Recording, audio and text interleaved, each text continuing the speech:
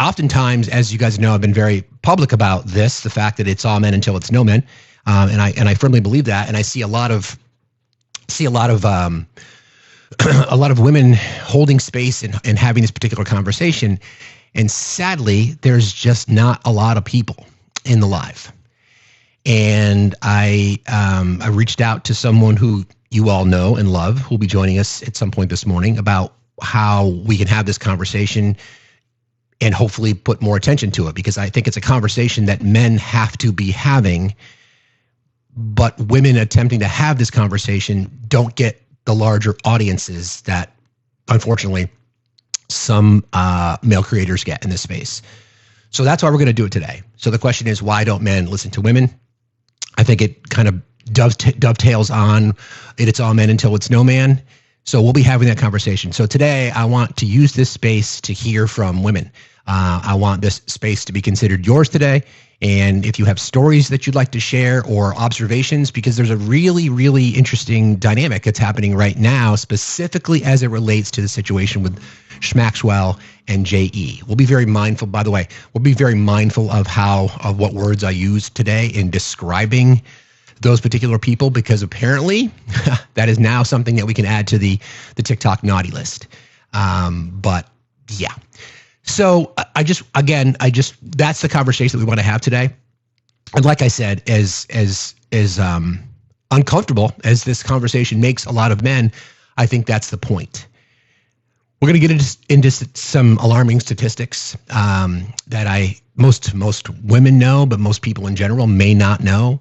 And a lot of it has to do with the fact, and we say this a lot in our show, is that if men could just believe women more and or listen to women more, I think it might help with a lot of the situations that we're in, because so many incidences of violence against women go unreported because, as it's been told to me, women feel like they're not going to be believed. But we have a weird dynamic now, right, with Schmaxwell, reporting from that meeting that she had with Todd Blanche before she got moved to this, country club, was that she said she named names, but she never saw Donald Trump involved with any crimes against women or girls. So then we find ourselves, we don't, but the MAGA community finds themselves in a weird situation. Like, there's dozens of women who've testified or who alleged and or in some cases accused and in some cases taken to court Donald Trump because of the crimes against them, allegedly. And as it's been told to us numerous times, those women are not going to be believed. But here we are, a convicted sexual predator, someone who's participated in abuse of young women and girls, someone who has perjured herself numerous times. That person is going to be believed because they didn't name specifically Donald Trump, seeing him involved in any crimes against women or girls. So it's a weird spot. I was supposed to be so disappointed she didn't say Trump. Boiler ball, we want the truth. I don't know why you don't, but see, that's my point right there. So there's my point. And I'm just going to remind people again, the soft, wet napkin MAGA men out there, we, unlike you guys, don't care who's on the list. We want everybody. So stop thinking that it's a big flex to say, oh, what about Clinton? We don't give a shit. We just believe that anybody connected into this horrible crime, because again, you guys are the ones who claim to care about kids. If you did, you should be demanding justice for everyone. Why don't you? But again, you believe what you want. So we'll get into that today. Exactly. You already have in your mind he did it? Okay, whatever. Interesting conversation we had last night as it relates to, everybody keep tapping and sharing, please. Let's see if we can, we need to get out to the FYP. We don't get as much traffic on the back end as we normally do, but please, sorry, the evidence didn't pan out. Okay, whatever. We had a conversation last night with someone regarding just data, just the maths, the science behind it. And it's related to, I think, a larger issue that we wouldn't have, that we are dealing with right now, which is data integrity. So conversation was, and thank you to Obi for jumping in. The conversation was about the BLS numbers, right? The Bureau of Labor Statistics numbers, and how the Trump administration decided, because they didn't like the numbers, right, to go out and fire the person who provided the information. We went through the exercise. We heard sound from a former BLS commissioner and how the BLS commissioner is not in the process of compiling information. And the person who was a Trump voter was just, their bias was showing, because they used words like fraud. He used words like the books are cooked. He used words like suspicious. And then I asked, I said, so the person that's going to now be replaced, who is a Trump loyalist, would you trust that data? I'm assuming so, was his answer. Like, I'm assuming I can trust this data. So we're in a difficult spot. And I've talked about this a lot, and I promise I'm not going to spend a lot of time on it, but it's incredibly important that we understand, all of us, information that comes from BLS, because I've got some additional reporting, and I'm going to be asking the question again, are we now going to see more people under pressure to lose, or are more people going to be under pressure? Are more people going to lose their job because new economic data that came out last night is not positive? In fact, it's negative. In fact, it points to the recession that we've been talking about based on lots of factors, right? So we should all want data integrity. This should not be a partisan issue. Okay? If we can't trust the information, then we can't operate because the data that we're talking about is impactful on so many things, which is a strategy from the right to blame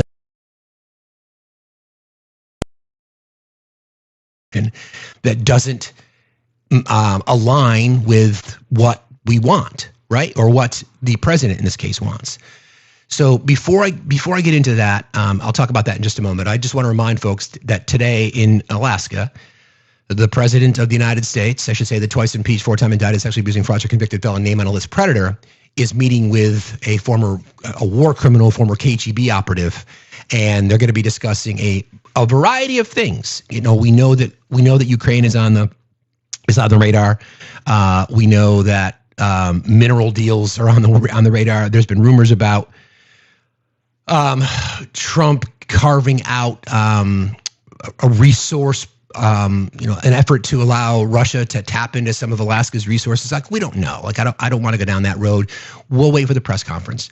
But I think this is the latest. It's at the Joint Base Elmendorf Richardson in Anchorage. It's the first meeting face to face since that infamous meeting in Helsinki. And I thought what I would do today is I think I'm just going to play that, because that to me is just very, very telling, because that their relationship is then based on a series of interesting statements made. So this goes back to that famous, I'm going to just play the sound for you because I think it's relevant, because this is more of what we might expect today. Because there's been nothing but saber rattling from Trump, nothing but promises this. Don't forget, he's been taco on Russia. Every single month of his administration, he's been promising sanctions, tough talk, and every single time Putin just flips him the bird, or the Russian whatever. So this is the sound from that infamous summit in Helsinki. It was one of the most extraordinary moments between an American president and a Russian leader.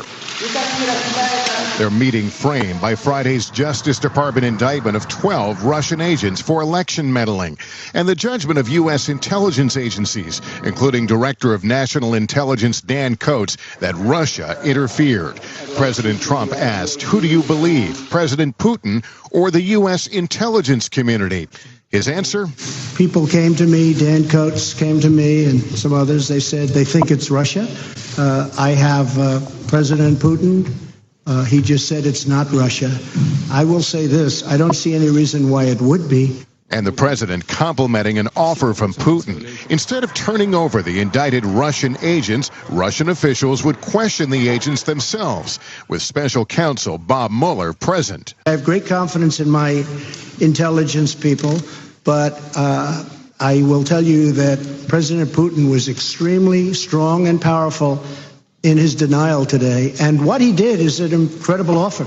He offered to have the people working on the case come and work with their investigators with respect to the 12 people. I think that's an incredible offer. Tonight, the president's own intelligence chief, Dan Coats, shot back with a rare rebuke. We have been clear in our assessment of Russian meddling in the 2016 election, and we will continue to provide unvarnished and objective intelligence in support of our national security. Critics like former Obama CIA Director John Brennan unleashing. It's something that is a disgrace, and that all Americans should be ashamed of that performance of somebody who holds the title of President of the United States. Election meddling among the flashpoints that have helped sink U.S.-Russia relations. Others include Russia's illegal occupation of Crimea and its backing of a Syrian regime that used chemical weapons. But this morning, President Trump blaming tensions on the U.S. and the Mueller investigation. Tweeting, "Our relationship with Russia has never been worse thanks to many years of U.S. foolishness and stupidity. And now, Just think about that for a second. An American president blaming the relationship we have with Russia on us, blaming it on U.S. foolishness and stupidity. Okay. Big witch hunt. Today asked, does he think Putin bears any responsibility? Yes, I do. I hold both countries responsible. I think that the United States has been foolish. I think that the probe is a disaster for our country. I think it's kept us apart. It's kept us separated. There was no collusion at all. Everybody knows it. People are being brought out to the fore. So far that I know, virtually none of it related to the campaign. And they're going to have to try really hard to find somebody that did relate to the campaign. That was a clean campaign. I beat Hillary Clinton easily. Okay. And frankly, we beat her. Putin revealing for the first time who he wanted to win. President Putin, did you want President Trump to win the election? Yes, I did. Yes, I did. Because he talked about bringing the Russian relationship back to normal, Putin said. Was there anything behind it, or was he just being honest at that moment? I think he was being honest, and I think he wants to cooperate with Trump. I think Trump is somebody that he thinks will do a lot of good for Russia. Whether this relationship will do a lot of good for America is a different question. Those 4 hours inside Helsinki's presidential palace, a sharp 180 from President Trump's tense showdown last week with many NATO allies. I think we will end up having an extraordinary relationship. I hope so. I've been saying, and I'm sure you've heard over the years, and as I campaigned, that getting along with Russia is a good thing, not a bad thing. But Putin tonight dismissing suspicions that Russia has compromising information on the president. Does the Russian government have any compromising material on President Trump or his family? I did hear this rumor, he said. It is hard to imagine nonsense on a bigger scale than this. And I have to say, if they had it, it would have been out long ago. We only have their accounts of what happened because President Trump and Putin spoke for more than 2 hours behind closed doors with just translators in the room. President Trump says there is the possibility of future meetings, and he's hopeful for progress on nuclear proliferation, among other issues. Okay.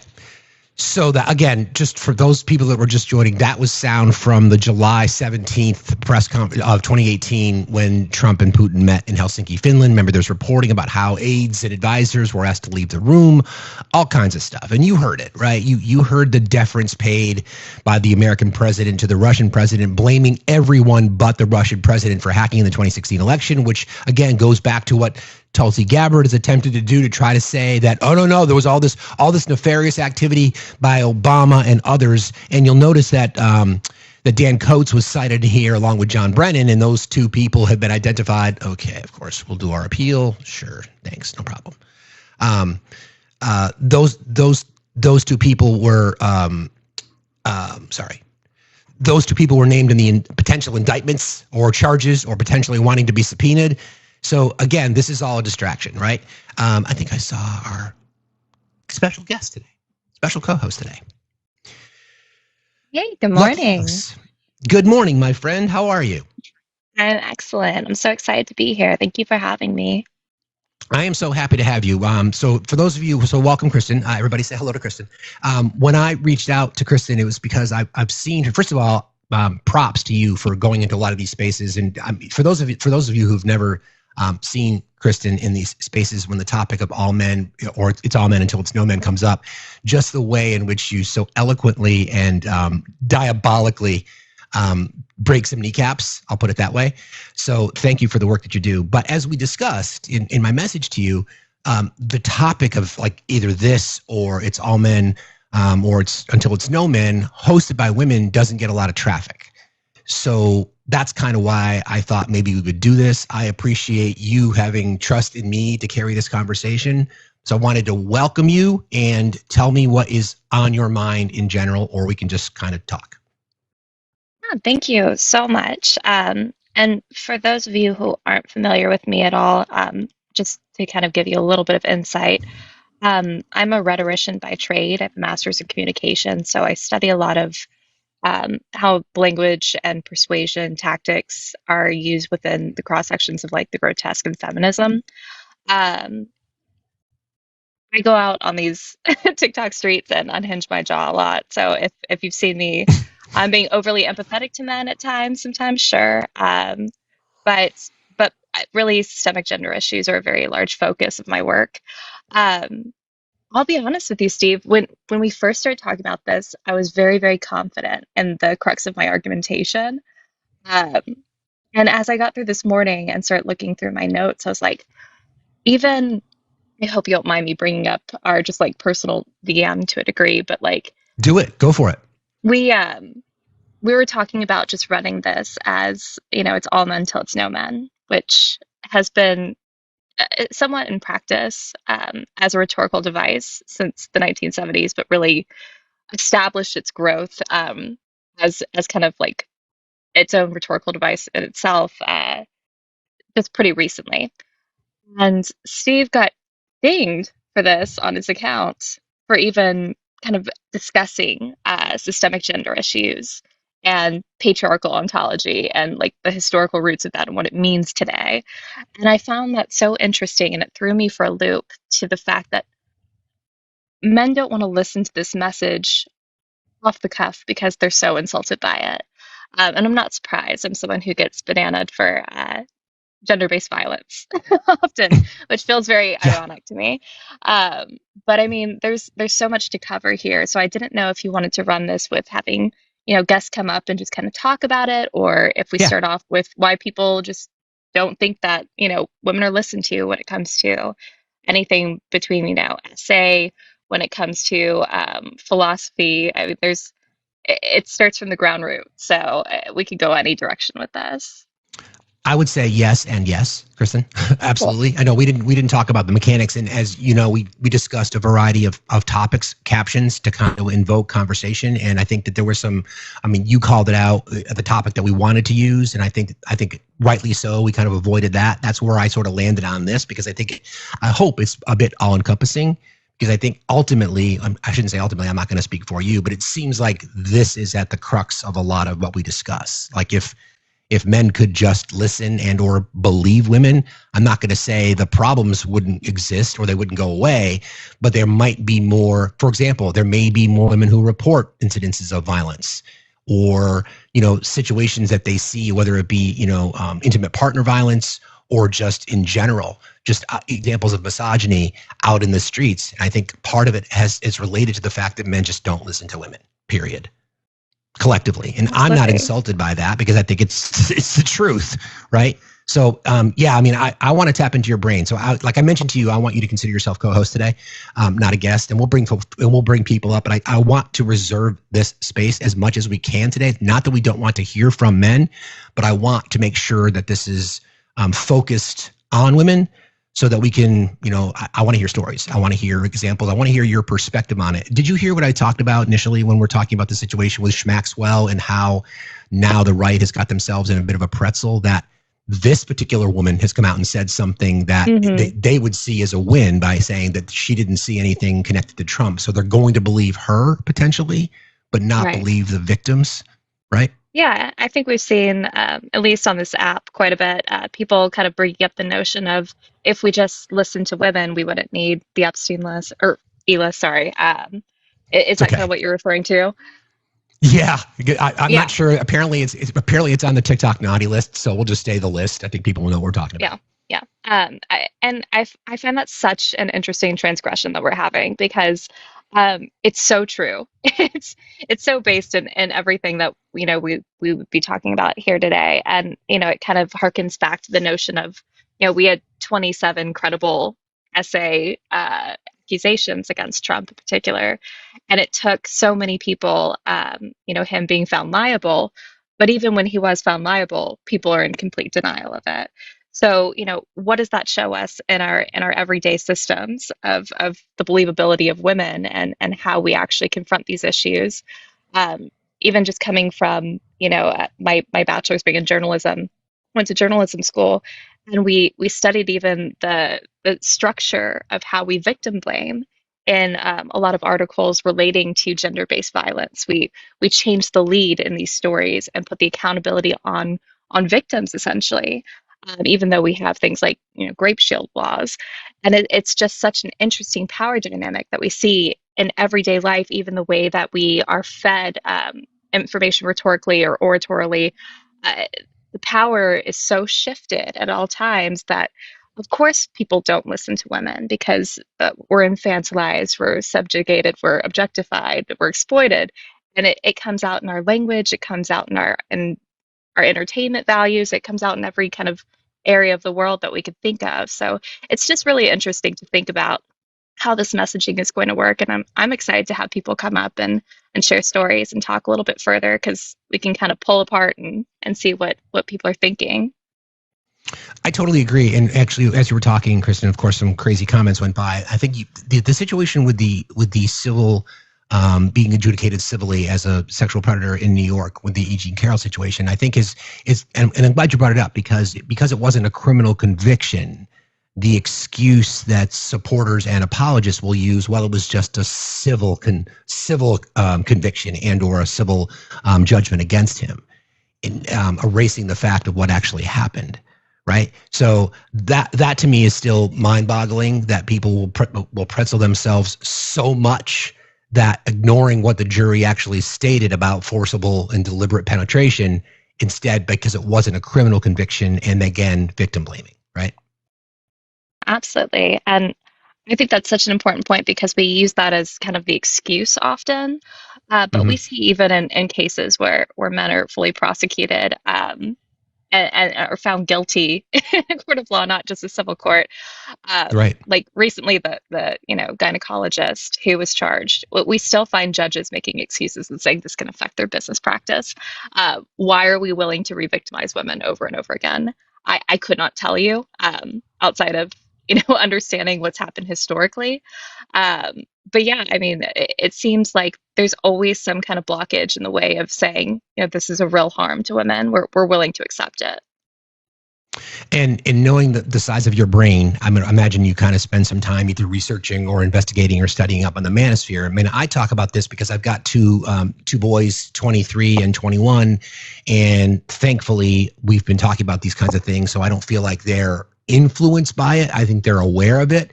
But do you have concerns about young men? I mean, I talk in this space often about wanting men to do better, and how parents have to pay more attention to some of the things, the social spaces that their children are in, and the influences that they have. Are you concerned about the next generation of men, so to speak? Well, absolutely. I think we've seen this across the board with the manosphere. When Andrew Tate kind of came into the picture, we noticed an uptick, and I'm not solely blaming him, but just using him as kind of, Sure. it is what it is. We saw an uptick of violence, especially in middle school boys.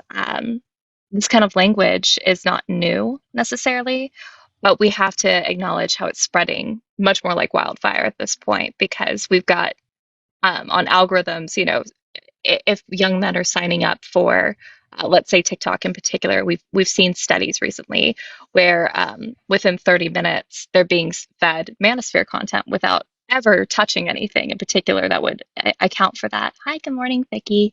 With that, and of course that still has a counterbalance of young girls being fed, ED content or content about beauty, and it's still that same social stigma that has gender normatives that are what we've seen throughout history. I'm very concerned about the manosphere. It's a really dark area to explore a lot of the kind of constructs between like incels, between red pill culture, black pill culture in particular. I find very, very alarming. And all of this is kind of spoon fed to young boys. And I'm not surprised that it's being very difficult to deconstruct at any level, because Also, their influences as far as fathers and men around them have not deconstructed their own misogyny. So how can we expect them to know the difference between what's acceptable socially and what's not when they're seeing these male influencers who are essentially preying on them? Yeah, I mean that's a really good point. Again, for the purpose of the conversation, we'll just use Andrew Tate as the symbol because I think it's one that most people know. Because it's obviously not just the horrible, harmful tendencies that they have towards women. It's the perception and the stigma that they've created in the mind of young men to say, I've achieved all this wealth. I've got cars, I've got property, I've got this jet-setting lifestyle. To get that, or as part of that, it's okay for you to be a pig towards women, or it's okay for you to be a trafficker because it's part of it. Like, you need that. Women are your property as well. Women are your possessions as well. You have 2 cars, you've got 2 houses, you've got multiple watches, and you've got a stable. And that, to me, is even more dangerous than just the horrible patriarchy and the misogyny. It's the perception that with success comes your ability to treat women in a particular way. I mean, Donald Trump has said it himself: when you're a star, you can just kiss them and grab them. That to me is a massive societal issue. I don't know if we discussed that part of it enough. Like the connection between success, status, and because you've achieved that as a man, you're entitled to treat women a certain way, like a possession or property. Yeah, I think that's a really fantastic point. I think if we explore, I know a lot of this audience is going to be familiar with women as property and how this even relates to things like, abortion when it comes to property being passed down a patriarchal line, and when that shift happened in the agricultural era. So we take it all the way up to the manosphere. We're hearing that language really resurface as far as, women being essentially objects not only for men's pleasure but also, considered things like prizes and trophies, discounting their emotional qualities as a whole. And of course, we hear the language of things like men are more logical, women are more emotional, just completely, being unfazed by the actual research that's happened. And I think a lot of that has to do with how we've really negated, listening to science as well, which is fascinating. The misinformation of this particular era that we're in, I think, adds a new layer of worry for me personally, and how we're receiving these messages and people trusting what's real and what's not real. I am so glad you said that. Like, we were just touching on like the BLS data, and now there's new reporting on another economic indicator, the producer's price index, which is like the wholesaler when people are acquiring parts and materials to produce their product, seeing a massive spike, the biggest in like 10 years. So that, again, that data comes from the BLS. So I think I'm glad you touched on it, because this is an overall, issue that we have now about what we can trust, what we should be able to trust, but because of partisanship in politics, we can't trust anything. The common thread through all of that is our society in particular, I shouldn't say just ours, but global society, not trusting women, not believing women, not taking, big picture. There's that information gap. And what happens I've studied this as well. And I didn't realize you had a communications background. We should talk. Anyway, when we don't have the information when our confirmation bias is not satisfied, we tend to fill our head with what we want the answer to be. So when you're told to think a particular way, when you're told not to trust the science, not to trust the maths, not to trust the data or whatever that might be, then you're left being led to a conclusion as opposed to finding it on your own. And I'm really nervous about that. Like, I spent a lot of time this week talking about the damage that not trusting BLS data in particular, but everything, not trusting crime statistics when it's, what's the number? 245 last year, 245 million women globally. 245 million women aged 15 and older were estimated to have experienced intimate partner violence in the last 12 months. And so many of those women will not be believed. So many. 1 in 3, yeah. What's the number? I think it's 1 in 3 women it claims at some point in their life to be a victim of some type of SA. Yeah, and 1 in 4 will experience either a non-completed or completed rape. And my mind runs amok with this one, because I love the point that you made about kind of filling in the blanks, and we're seeing this progression towards on the progressive side, we're seeing language changing around things like rape, and that happened specifically also in the Trump essay case when we recognize that rape is a certain action or a set of actions. And the softening of language and the perception of so many people on the right or so many misogynists thinking that, well, you're just making flowery language and pretending it's something that it's not. It's not really rape. It's not really coercion. And then I kind of pair that in my mind with something, in regards to even the shift towards AI model girlfriends, what we're seeing Grok put out with the new kind of, smack spot looking thing. Right. And Right. how we're completely reducing how actual human relationships go. So, I mean, there's so much to cover with this kind of stuff. I could go on for probably hours about just my thoughts on that in particular and how we're seeing even AI model girlfriends being abused. So it's about that control factor. It's about the power construct. It's about the dynamic of domination and toxic masculinity. And it's a very frightening time because really a lot of this is completely unchecked. And at the end of the day, I don't necessarily want it to hide in the quarters of 4chan and 8chan. I want men to come up and share their feelings and why they think they feel like this, because I think that deconstruction needs to be something that's more public and more open, alongside what we're considering men's mental health issues and what we're seeing as being a rejection of even typical medicine and science. So there's a lot to it. Well, like I said, I want you to consider this wherever you want to go with this today, but I've got a lot in my brain. And something you brought up, and I just want to mention this again, as we are, learning more and more about JE and Maxwell and some of the people that are named and a lot of the data that was reported, it wasn't, first of all, I understand that, SA and rape in particular are acts of violence. I get that. Specifically, though, in this case, because these young girls were literally delivered to these men, and it wasn't just enough to sexually abuse them and assault them. There was also physical violence. Like many of them were beaten up. So it's more than just the schmexual side. That's obviously incredibly horrible. It seems to be a pattern that, again, property, right? Possessions. I am superior. I am a billionaire. I am entitled. I'm an elite. I can do whatever I want. And I'm now part of this. And because I was literally on a silver platter, young girls, teenagers, and in many cases, young boys as well, they can take the next step and turn it to not just the crimes of schmecks, but the crimes of just brutality, beating people up, during not being satisfied enough to get your rocks off. It's just all violence. All violence.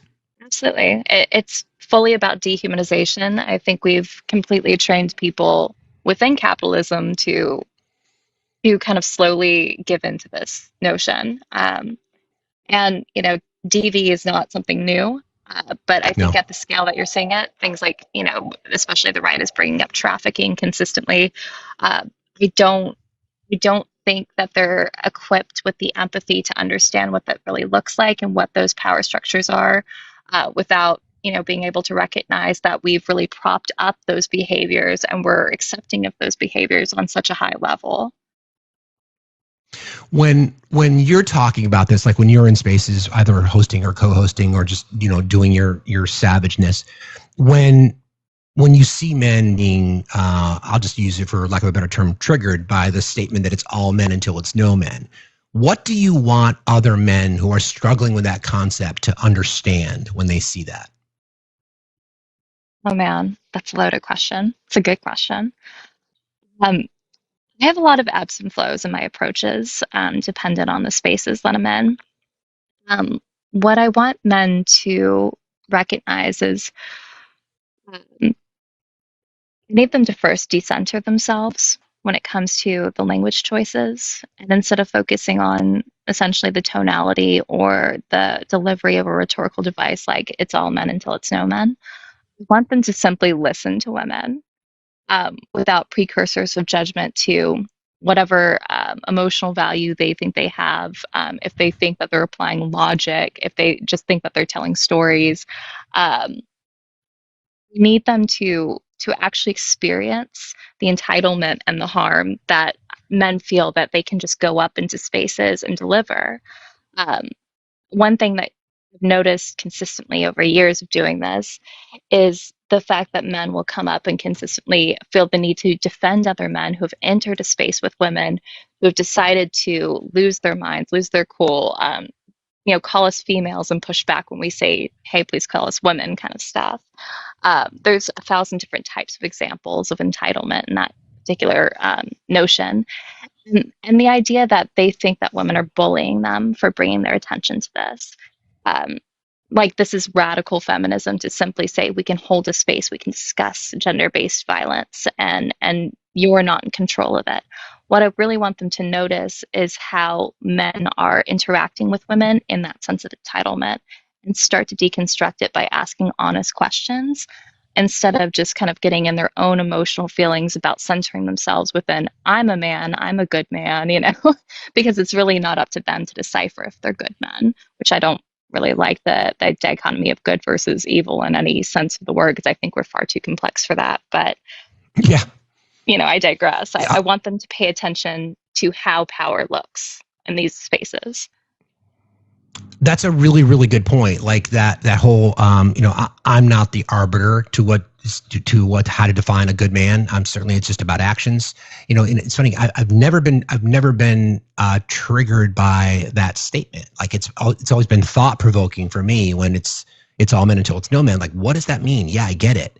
And obviously we know on an individual basis, it's not all men, but it's the collective that we're talking about. It's the system. It's the system where other men don't speak up when there's bad behavior, or it's other men who are a witness to locker room talk and don't say anything, or like you said, centering other men depending on the circumstance. So it's and I think that I'm concerned about the future for young men. I really am, just because there are so many right-wing influences on them, red pilling, black pilling, whatever it might be, and there's not enough counter programming, so to speak. The right has done an amazing job, connecting emotion and alpha and bravado and machismo and masculinity with their political identity, and then that just perpetuates into violence against women, sadly. Yeah, absolutely. And I think what I've noticed specifically in these spaces is, some creators that I work with, typically are now pointing out outside of the election, how men on the left need to be also a part of this conversation, held accountable. And what we're noticing in particular is this pushback because men tend to compare themselves to more forwardly misogynistic men in these spaces. And so we've got kind of the concept of benevolent misogyny versus, outright, hey, I hate women kind of misogyny. And that intersectionality of how it really plays out in our political discourse, but also just our daily lives. We found this really kind of perfect embodiment of that particular problem in a Reddit post by some guy about 4 months ago. I would love to read it if you don't mind. Go for it, please. It's a little bit long, but I think it tends to cover every complaint I've heard from men, specifically on the left, or men that think that they are allies to women. So this user, I'll just call him Jaster because that's part of his username, titled this, I tried to speak up about the phrase, it's all men, and got told to shut the F up. I'm sick of being treated like the enemy just for caring. I'm going to hold all my thoughts until I just read this aloud, but I would love the chat if you've kind of experienced this, especially in women-centered spaces, hearing a lot of these things. Please participate, because I always find it really way more interesting to get y'all's feedback. But Jaster put, I just need to get this off my chest because it's been eating at me. I joined a TikTok live recently where the topic was patriarchy and the phrase, it's all men. I came in respectfully, calmly, and in full support of the bigger picture. I said straight up that I believe patriarchy exists, that men benefit from it, and that women's anger and fear are valid. But I raised a point about the language being used. I said that we use phrases like, it's all men, we run the risk of alienating people who might actually be open to learning, but aren't fully informed yet. That kind of broad messaging, while emotionally charged and understandable, often pushes people away who otherwise might have listened. I said that when people feel lumped in or talked down to, it creates resentment. And that resentment is exactly the kind of thing like Andrew Tate feed on. He positions himself as the guy who gets them when everyone else calls them trash. And sadly, that works. What happened next? I got told to shut the F up. I got lectured on patriarchy like I hadn't already acknowledged it. I got dismissed as part of the problem just for suggesting that strategy and communication matter. And here's the part that really pisses me off. I've been hurt by women too. Manipulated, lied to, emotionally torn apart, but I've never walked away saying it's all women. I didn't become bitter. I didn't stop caring. I stuck around. I tried to be better. And when I finally speak up, calmly, mind you, just to say, hey, maybe there's a more effective way to reach people, I get shut down like I'm the damn enemy. Apparently, trying to critique the language means I'm tone policing. Apparently, giving a damn about how the message is received means I'm fragile. Apparently, caring about the cause but wanting it to actually work means I'm just another guy in denial. I'm not. I'm just tired. Tired of trying to be thoughtful and getting talked over. Tired of making space for everyone else's experience while being told mine doesn't matter. Tired of being treated like a punching bag just because I have the nerve to speak from the heart. Critique is not opposition. Asking if the message is effective is not tone policing. Trying to reach people who aren't already in the choir isn't betrayal, it's strategy. And there's the thing a lot of people don't want to hear. This exact dynamic is part of why so many young men are being pushed into right-wing spaces and even voted for Trump. Not because they're inherently evil or hate women, but because they feel unheard, dismissed, villainized, no matter what they say. When the only people who listen to them are the loudest extremists, it creates a pipeline no one wants to admit exists. But it doesn't stop there. This isn't just about Tate. It's not just about Trump. This kind of messaging and the way criticism of it is shut down is feeding a broader feedback loop on social media that is actively worsening the gender divide. You can see it everywhere. Men and women talking past each other, mocking each other, retreating into increasingly hostile echo chambers. And it's not just digital noise, it's having real world consequences. Loneliness, extremism, distrust, broken relationships, polarization. And we keep pretending that pushing away nuance is the right path forward. Things are only going to get worse. I care about this. I care about people. I care about real change. But sometimes it feels like caring just makes you a target. Thanks for letting me get this off my chest. TLDR, I tried respectfully, he goes back to it. I tried respectfully critiquing the phrase, it's all men, and got shut down, insulted, and labeled part of the problem.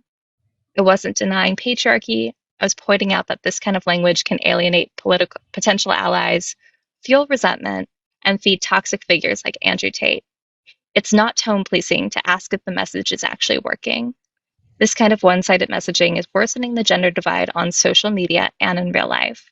And it's already having serious consequences. I care, and I'm exhausted for being treated like the enemy just for saying so. Thoughts? Damn. For you, first of all, for you to get through that. I was going to say, for you to get through that without commenting as you went, good for you. Wow. So I'm hearing a lot of the male loneliness epidemic in there, and somebody was commenting on that as well about how the male loneliness epidemic, those men who are lonely are blaming their loneliness on women, right? Like how ironic. First of all, I think the male loneliness epidemic is bullshit because I think it's self-inflicted. It's the bear, for example. But that was wild. I thought it took a turn that I did not expect it to take, quite frankly. I thought maybe there was going to be some sincerity from that individual, but nope, not at all. Yeah. And I thought this was so well constructed because this is basically every argument that I hear from men who think that they're on our side and practice what we typically call like transactional allyship. I found a lot of irony in this message as well, being like, I feel unheard. And don't get me wrong, I've really tried to sit down and think about a lot of these conversations that I've had. And I do, to degrees and variations, understand how men are maybe feeling shut out by some of this messaging, or they don't feel like maybe this is encompassing enough to them, or they feel like maybe we are alienating people. But that is really the crux of the issue at the end of the day, is the irony between women never being listened to, telling this young man and so many young men like them that this is not your message to be able to construct. You don't control this particular feminist dialect. Like, you don't get to tell us, what is going to work, because this has been tried in 1,000 different manners, and gender-based violence is still a problem. But instead, there's someone complaining here that it's unfair, that women are alienating him, that this is the reason that men are, all of the irony behind saying, hey, we're creating men who are worse. We're creating gender divide for women speaking up about the violence being put against them, and completely missing the entirety of the actual argumentation behind it. What thing I'll just kind of really focus in on. Yeah, go ahead. No, go for it. I'm sorry. Go for it.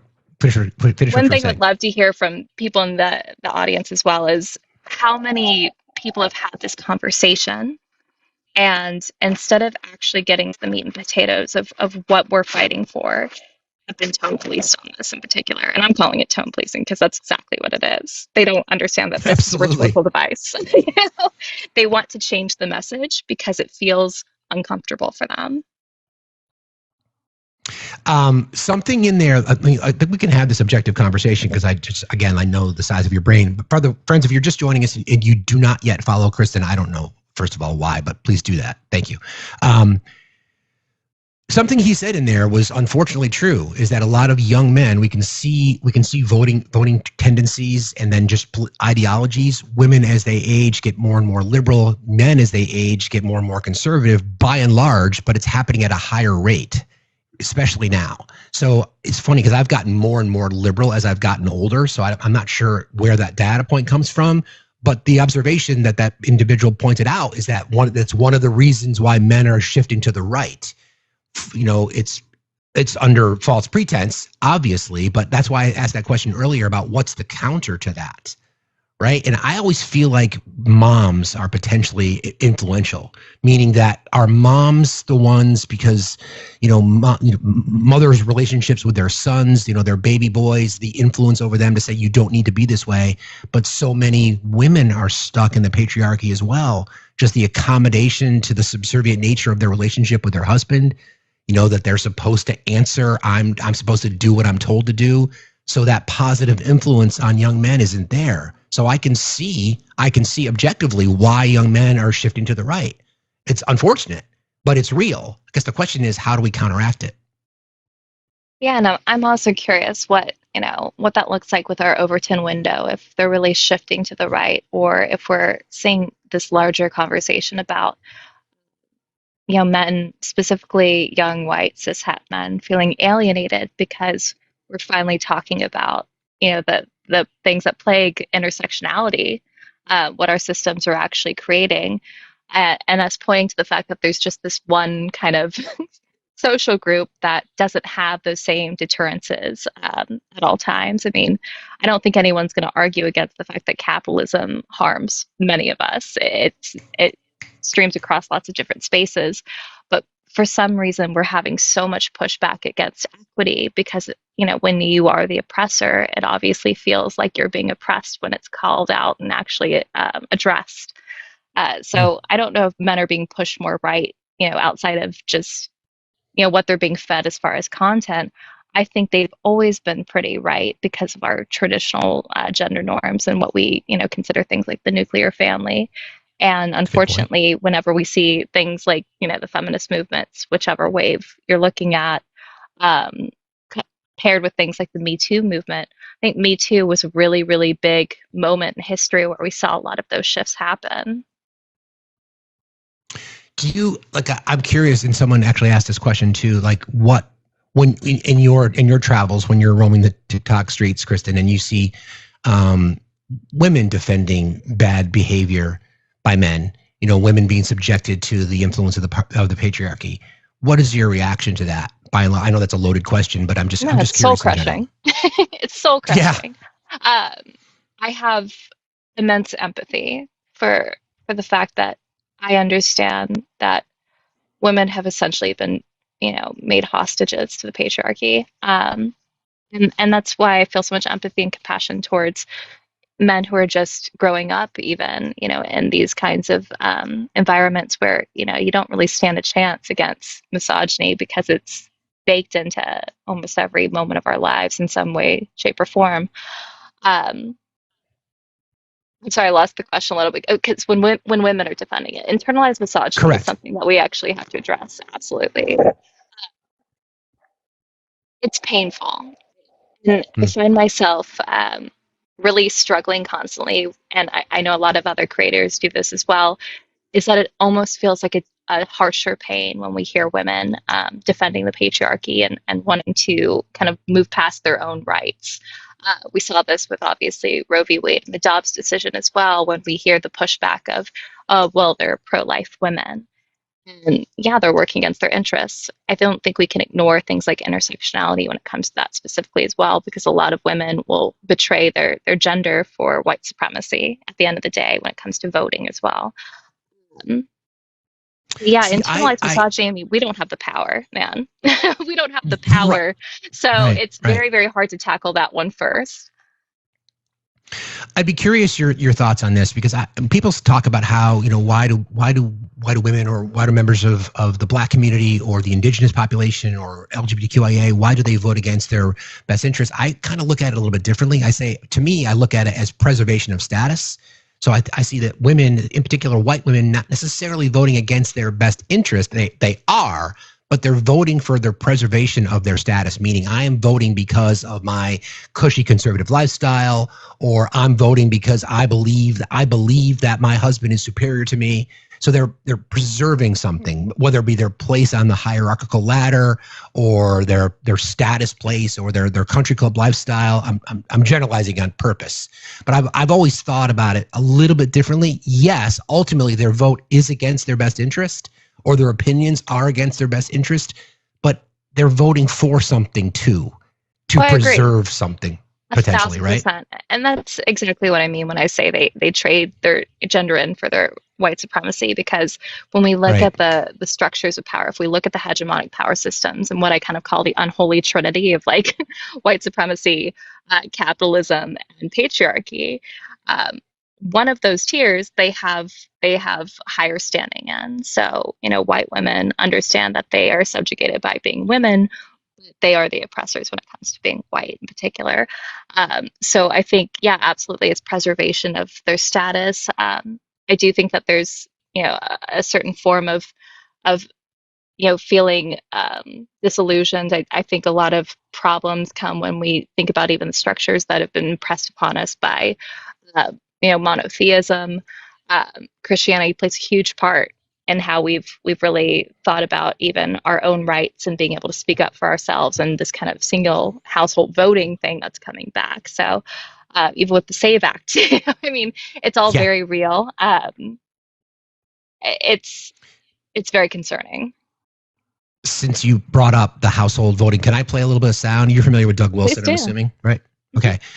So Doug Wilson, also Pete Hegseth's pastor, someone who Pete Hegseth admires. I've played this before, but since I think it's a great point in the conversation to play that. So it's only a minute and a half, so I'll just play this and we'll talk about it. Yeah, he's not actually a part of a church, correct? People come out. Sorry, one more time. I'm so sorry. I was listening to a piece about him probably yesterday, and he's not ordained by anyone but himself, correct? Correct. Exactly. Okay. Just checking. Not affiliated. Okay. Welcome to my kingdom, to my church, which I created. Exactly. Yeah. Okay. Women are the kind of people that people come out of. So you just think they're meant to have babies. That's it. They're just a vessel. No, it doesn't take any talent to simply reproduce biologically. The wife and mother, who is the chief executive of the home, is entrusted with 3 or 4 or 5 eternal souls. I'm here as a working journalist, and I'm a mom of 3. Good for you. Is that an issue for you? No, it's not automatically an issue. Josh and Amy Prince, along with their 4 kids, moved here from Washington State. Do you see Amy as your equal? Yes and no, in the sense that we're both saved by grace. We're absolutely on equal footing, but we have very different purposes, God-given. But do you see yourself as the head of the household, as the man? He is the head of our household. Yes, and I do submit to him. So like moving here was ultimately your decision. Yes. That's a great example. Wilson says in his vision of a Christian society, women as individuals shouldn't be able to vote. His fellow pastors Jared Longshore and Toby Sumter agree. In my ideal society, we would vote as households. And I would ordinarily be the one that would cast the vote, but I would cast the vote having discussed it with my household. But what if there's your wife doesn't want to vote for the same person as you? Right. Well, then that's a great opportunity for a good discussion. There are some who have gone so far as to say that they want the 19th Amendment repealed. I would support that. And I'd support it on the basis that the atomization that comes with our current system is not good for humans. Oh, that's nice. Whew. And the influence that self-ordained pastor has over many, many people, especially those people that are now in our government, including a lot of this church that he's just recently established in D.C. is not only attended by Pete Hegseth, but there's also reporting that other members of the cabinet, including Pam Bondi, including Caroline Leavitt, also attend that same church. Wild. At least the Catholics were based in the Catholic Church. Like, what is happening? I have so many thoughts on this. I don't even know where to go with it. Go for it. It's infuriating because they don't read their own text. They're not even reading their own text. The context behind. Thank you, Swishy Raiders. Thank you, guys. Sorry, Kristen. Go ahead. No, women being subjugated. It's just this is baseless. It's so baseless, and I think this separation of church and state that we once had, or at least thought we had to a degree, being super infused with this kind of messaging is really, really frightening. And I need us to push back on it. I need all of us to push back on it because it's terrifying to me. He's the same guy who said that women dressing trampy are the reason that they're getting raped. Same guy. Mm-hmm. Yeah, that sounds about right. Also, hi, Oslo down there. Giving a Christian raid as I sent it to Oslo. And well, if I was just going to say, if y'all don't follow Oslo, please follow him please do. Follow them. My apologies. Because one of the people or monsters who I've seen in these spaces really showcasing how important it is to discuss these issues, and I think his reception in particular, because he is kind of a non-binary monster, is really, really interesting because we've noted that they're male presenting essentially as a monster with the name Oslo as well. Men seem to listen to Oslo more than the women on the panels, and it's a fascinating dynamic. So if you're interested in those weird little dynamics, please follow Oslo because they are excellent at talking about deconstruction and the patriarchy. Well, that's a great segue, actually, Kristen, because you just talked about how the attempt. I'm going to be careful how I say this. So women holding spaces on the topic of it's all men until it's no men obviously has to happen. But as we discussed to start the show today, not getting the traffic. So men holding these conversations, the hope is that other men will potentially hear it. So would you encourage other men to, I know Thick does it. I know JW does it. I know other people do it as well. Would you continue to encourage men to hold these spaces and have these conversations in an attempt to hopefully influence other men? We do, absolutely. I do appreciate kind of this concept that we've constructed here of almost me being your conciliary.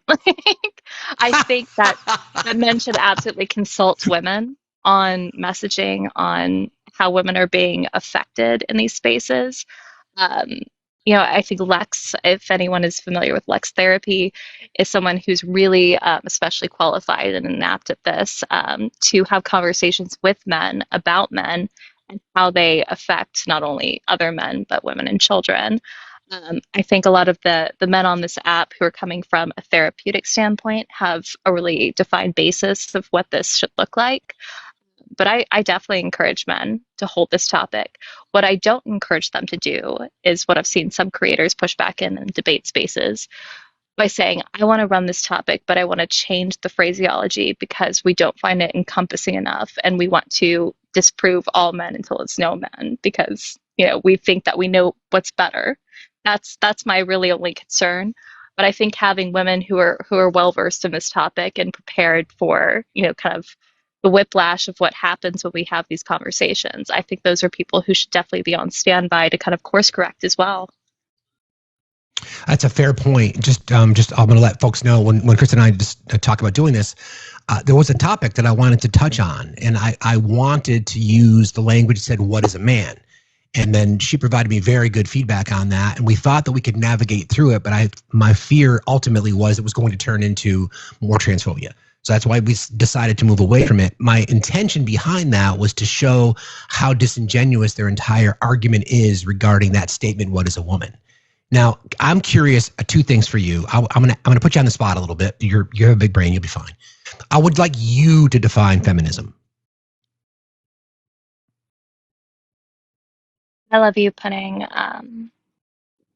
labor onto me on this immediately. That's great. I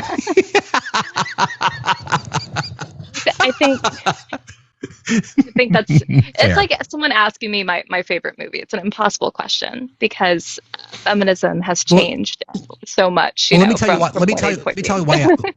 you why I'm asking in particular, because it's a term. I think it's almost like people are afraid. It's become a rallying cry potentially, and I'm trying to navigate through this. I'm just looking at this observationally from 100,000 feet, right? So, I grew up with a very strong feminist, and my concern is that it seems like maybe, and this is a question, maybe women are afraid to identify themselves as feminists because of the concern about pushback or shrapnel flying their way. I'm not sure if that's an accurate statement, but that's kind of what it feels very to me. man-based. Okay. I'm sure it would be, right? Of course. I mean, again, that's why I asked you. That's why I asked. That's exactly why I asked you. I think Ella in the chat brings up a very good point. I particularly ascribe to intersectional feminism, and I think that's an important distinction. What we find with feminism is there's a myriad of misunderstandings, and there's a lack of inclusivity. So with intersectional feminism in particular, I think we cover more of the bases that involve not only feminism, but womanism as well.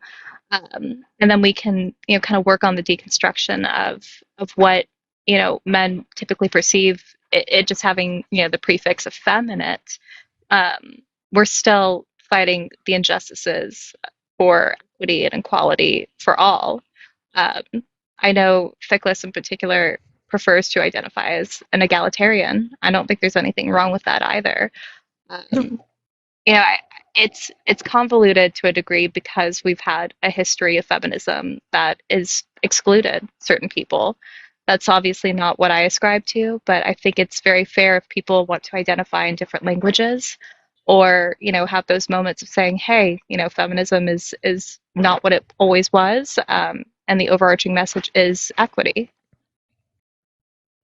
It's a really good point. And then the flip side of that is masculinity, right? Defining masculinity. And again, a lot of the conversations in this particular space has been about toxic masculinity. And then, of course, you'll see people respond saying, well, what about toxic femininity and those types of things? So if I were to ask you, when people are, do you feel like men, so somebody asked this, I was thinking about this the other day when I asked that question, like, what is a man? I don't want to define that because I don't think it can be defined. What I would rather do is say, these are the things that I would like men to be.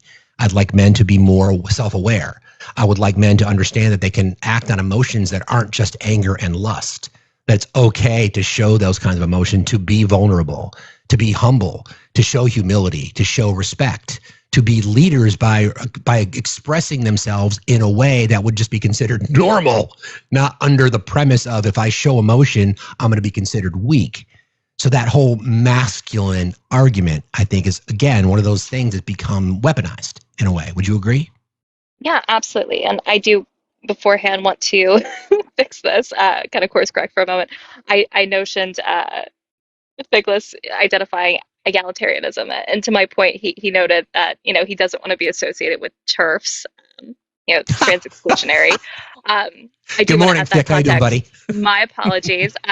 Because, my point was that feminism does have, a negative history in a lot of factors. And still to this day, there are, people like TERFs, which I agree, which is why intersectional feminism is very important.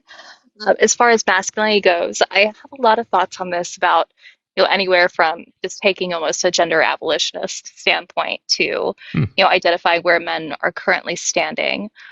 So my apologies. Will you kind of repeat the question as a whole? Yeah, sure. So the definition of masculinity. I mean, men. Is there a space to be considered masculine without the connection of toxic to it? And like how, and like what when a man says, "What about masculine men?" Is there a problem with being masculine? And again, I feel like the term has become a bit weaponized. I'm speaking of this about the fragility of men. When they hear the term, you're toxic, you're expressing or you're showing toxic masculinity, and they react to that by saying, "What's wrong with being a masculine man? Why can't I be masculine?" I'm asking from their perspective. I want your perspective on their perspective, if that makes sense. Yeah, I think this is so important because we've been hearing this pushback a lot about men essentially not understanding the origins of toxic masculinity and what it means. And this is not a fault of their own, because toxic masculinity is actually a part of scholarship.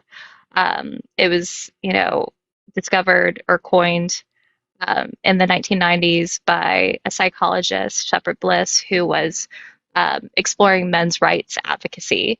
And, it was originally very positive for men, but outlining, how they're essentially harmed within the patriarchy based on what these certain characteristics are being ascribed to them. So things like dominance, sexual aggression, the competition. There's, I think, 14 tenets in particular.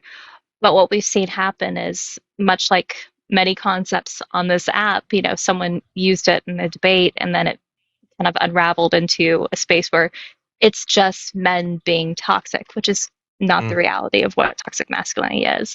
I have further problem with men hearing the words toxic masculinity and saying, "Hey, all masculinity is toxic," because I quite frankly don't really love the terms masculinity and femininity on their heads.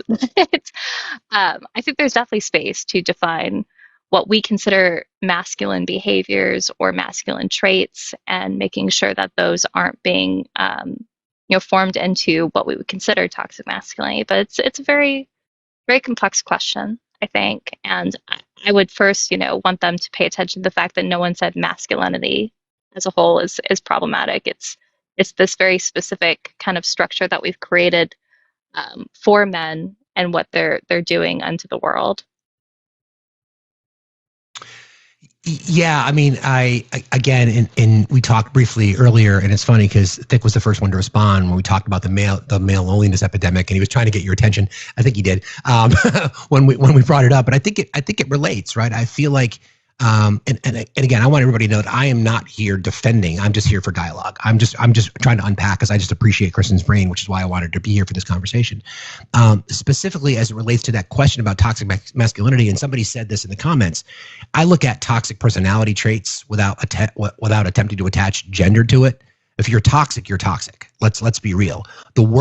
From my perspective, where it gets to be extremely problematic, you discussed this earlier, it's how easily triggered men are when that conversation comes up. Like, you are exhibiting toxic masculine traits, and I don't know how the conversation moves at that point when they're stuck in their feelings. You know what I mean? Yeah, I definitely do. And I think an interesting part of this too is when we talk about men holding other men accountable, and what it looks like to define the terms of masculinity versus toxic masculinity, and how y'all would even receive each other's messaging if you don't have any groundwork to, really say, "Hey, I'm someone who is the arbiter of masculinity." So I'd be curious to hear from men in particular what they think those differences are, or what that looks like, because I'm obviously not an expert on what is masculine as someone who is not mass presenting myself. Yeah, well, that leads to the question, like, what is that? I mean, does it need to be defined? Like, I mean, my perception on what masculinity is going to be entirely different of what the script is. Like, I don't necessarily look at it in terms of anything other than, like I said earlier, what I expect of men in society. Like, what I expect of my boys is to be willing to express their emotions without it being just anger and lust, or understanding that they can't participate in locker room behavior. Not only not participate in it, but call it out.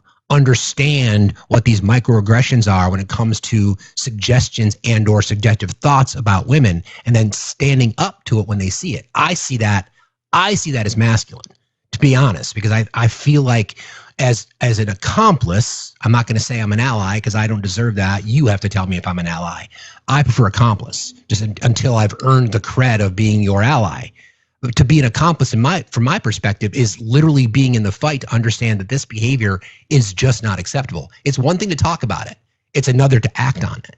We hear so many times when we hear people say, yeah, I defend women. Okay, when did you ever participate in locker room talk? Yeah, I have. Or, it bothers me. Do you say anything about it? That's the next step. I'm sure. In fact, I know that I participated in locker room talk as I was growing up. Absolutely. No doubt about it. No doubt about it. And I certainly have my moments where I slip, and I might even slip during this conversation. But I'd like to think that I'm at least aware of it.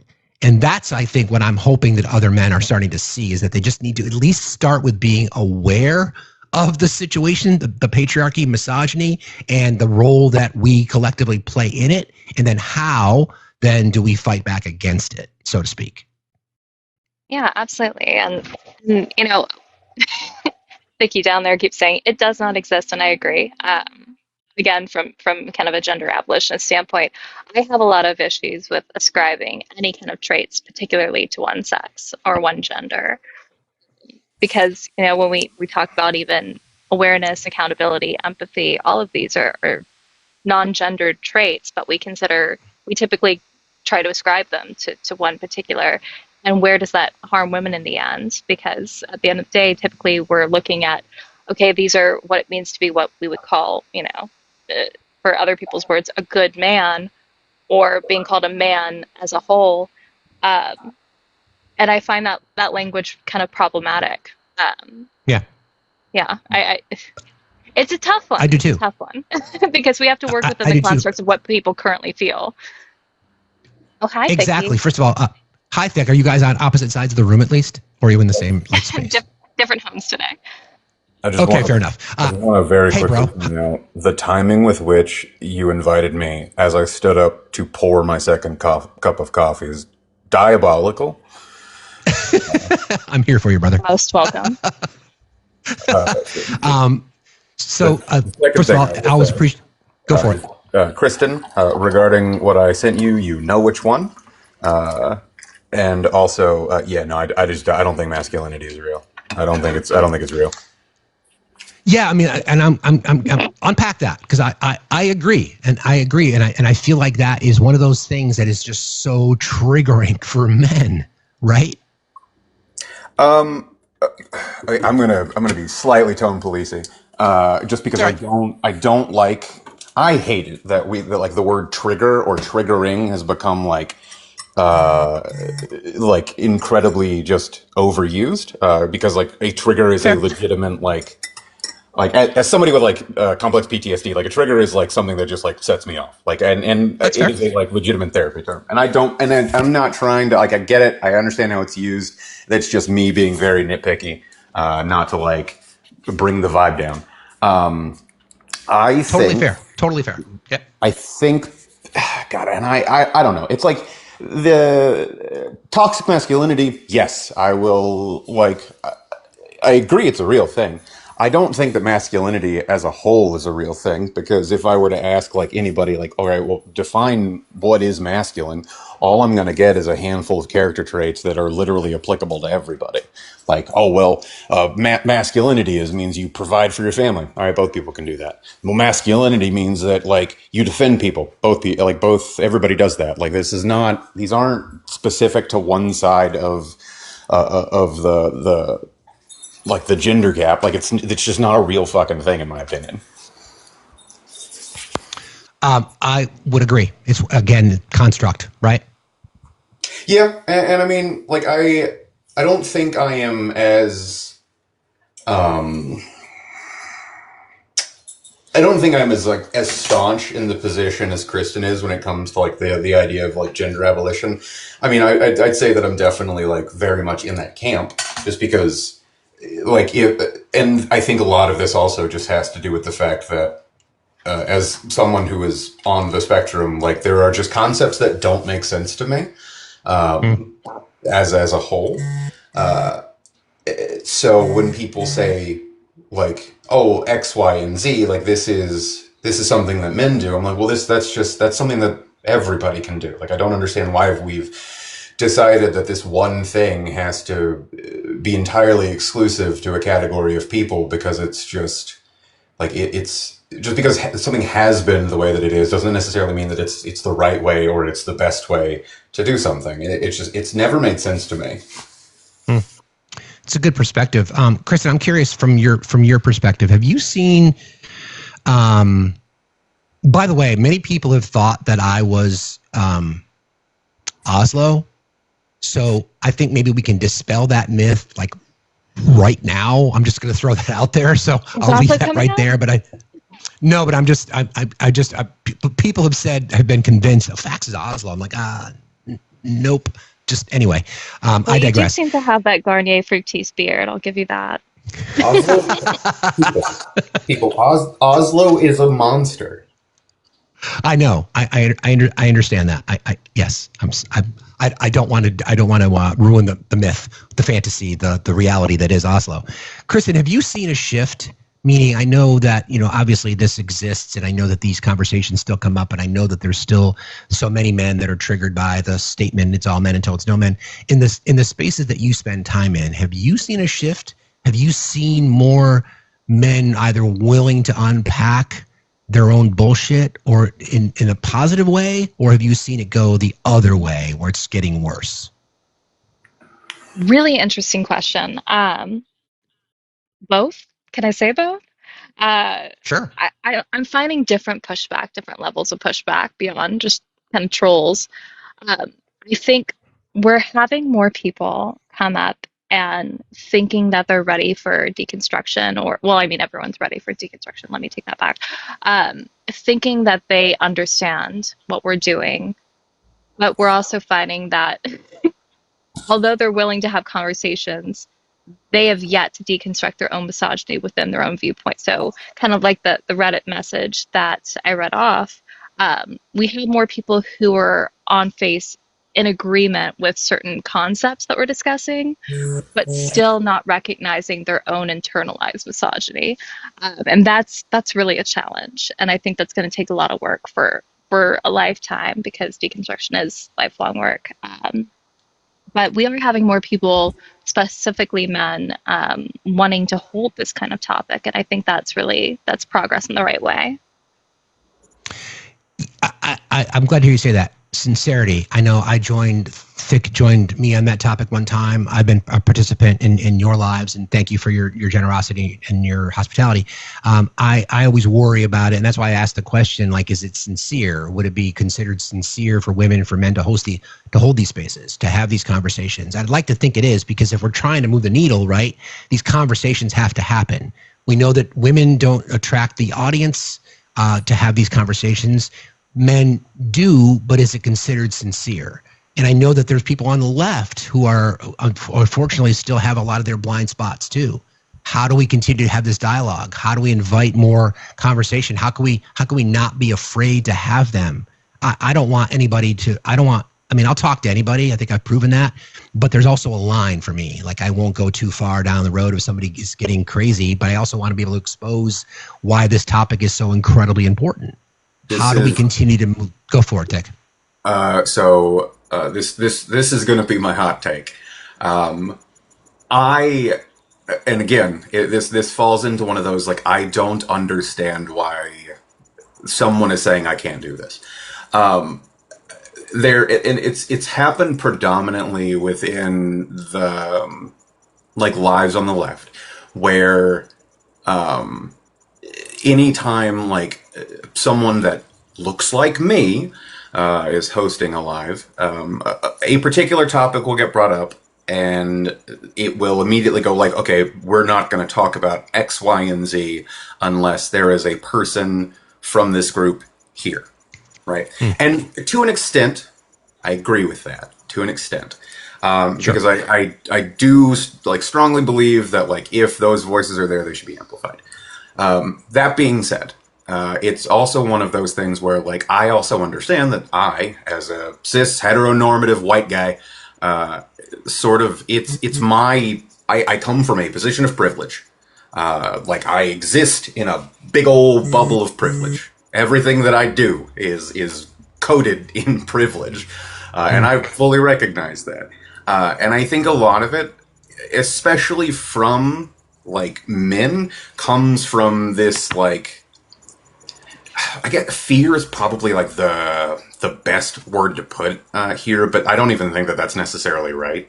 That like, oh, I can't talk about this thing that like women are impacted by without a woman being here. And like when I held like that first live, I went into it with the approach, and I told Kristen about this beforehand. I was like, I don't want women on the panel. Like, I don't want women on this panel. Like, I don't.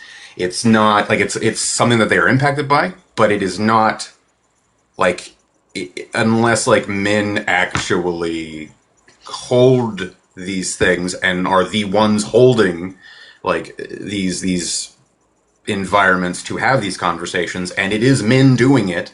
Like nothing is really going to happen as a result. Did I audibly gasp? Maybe at first.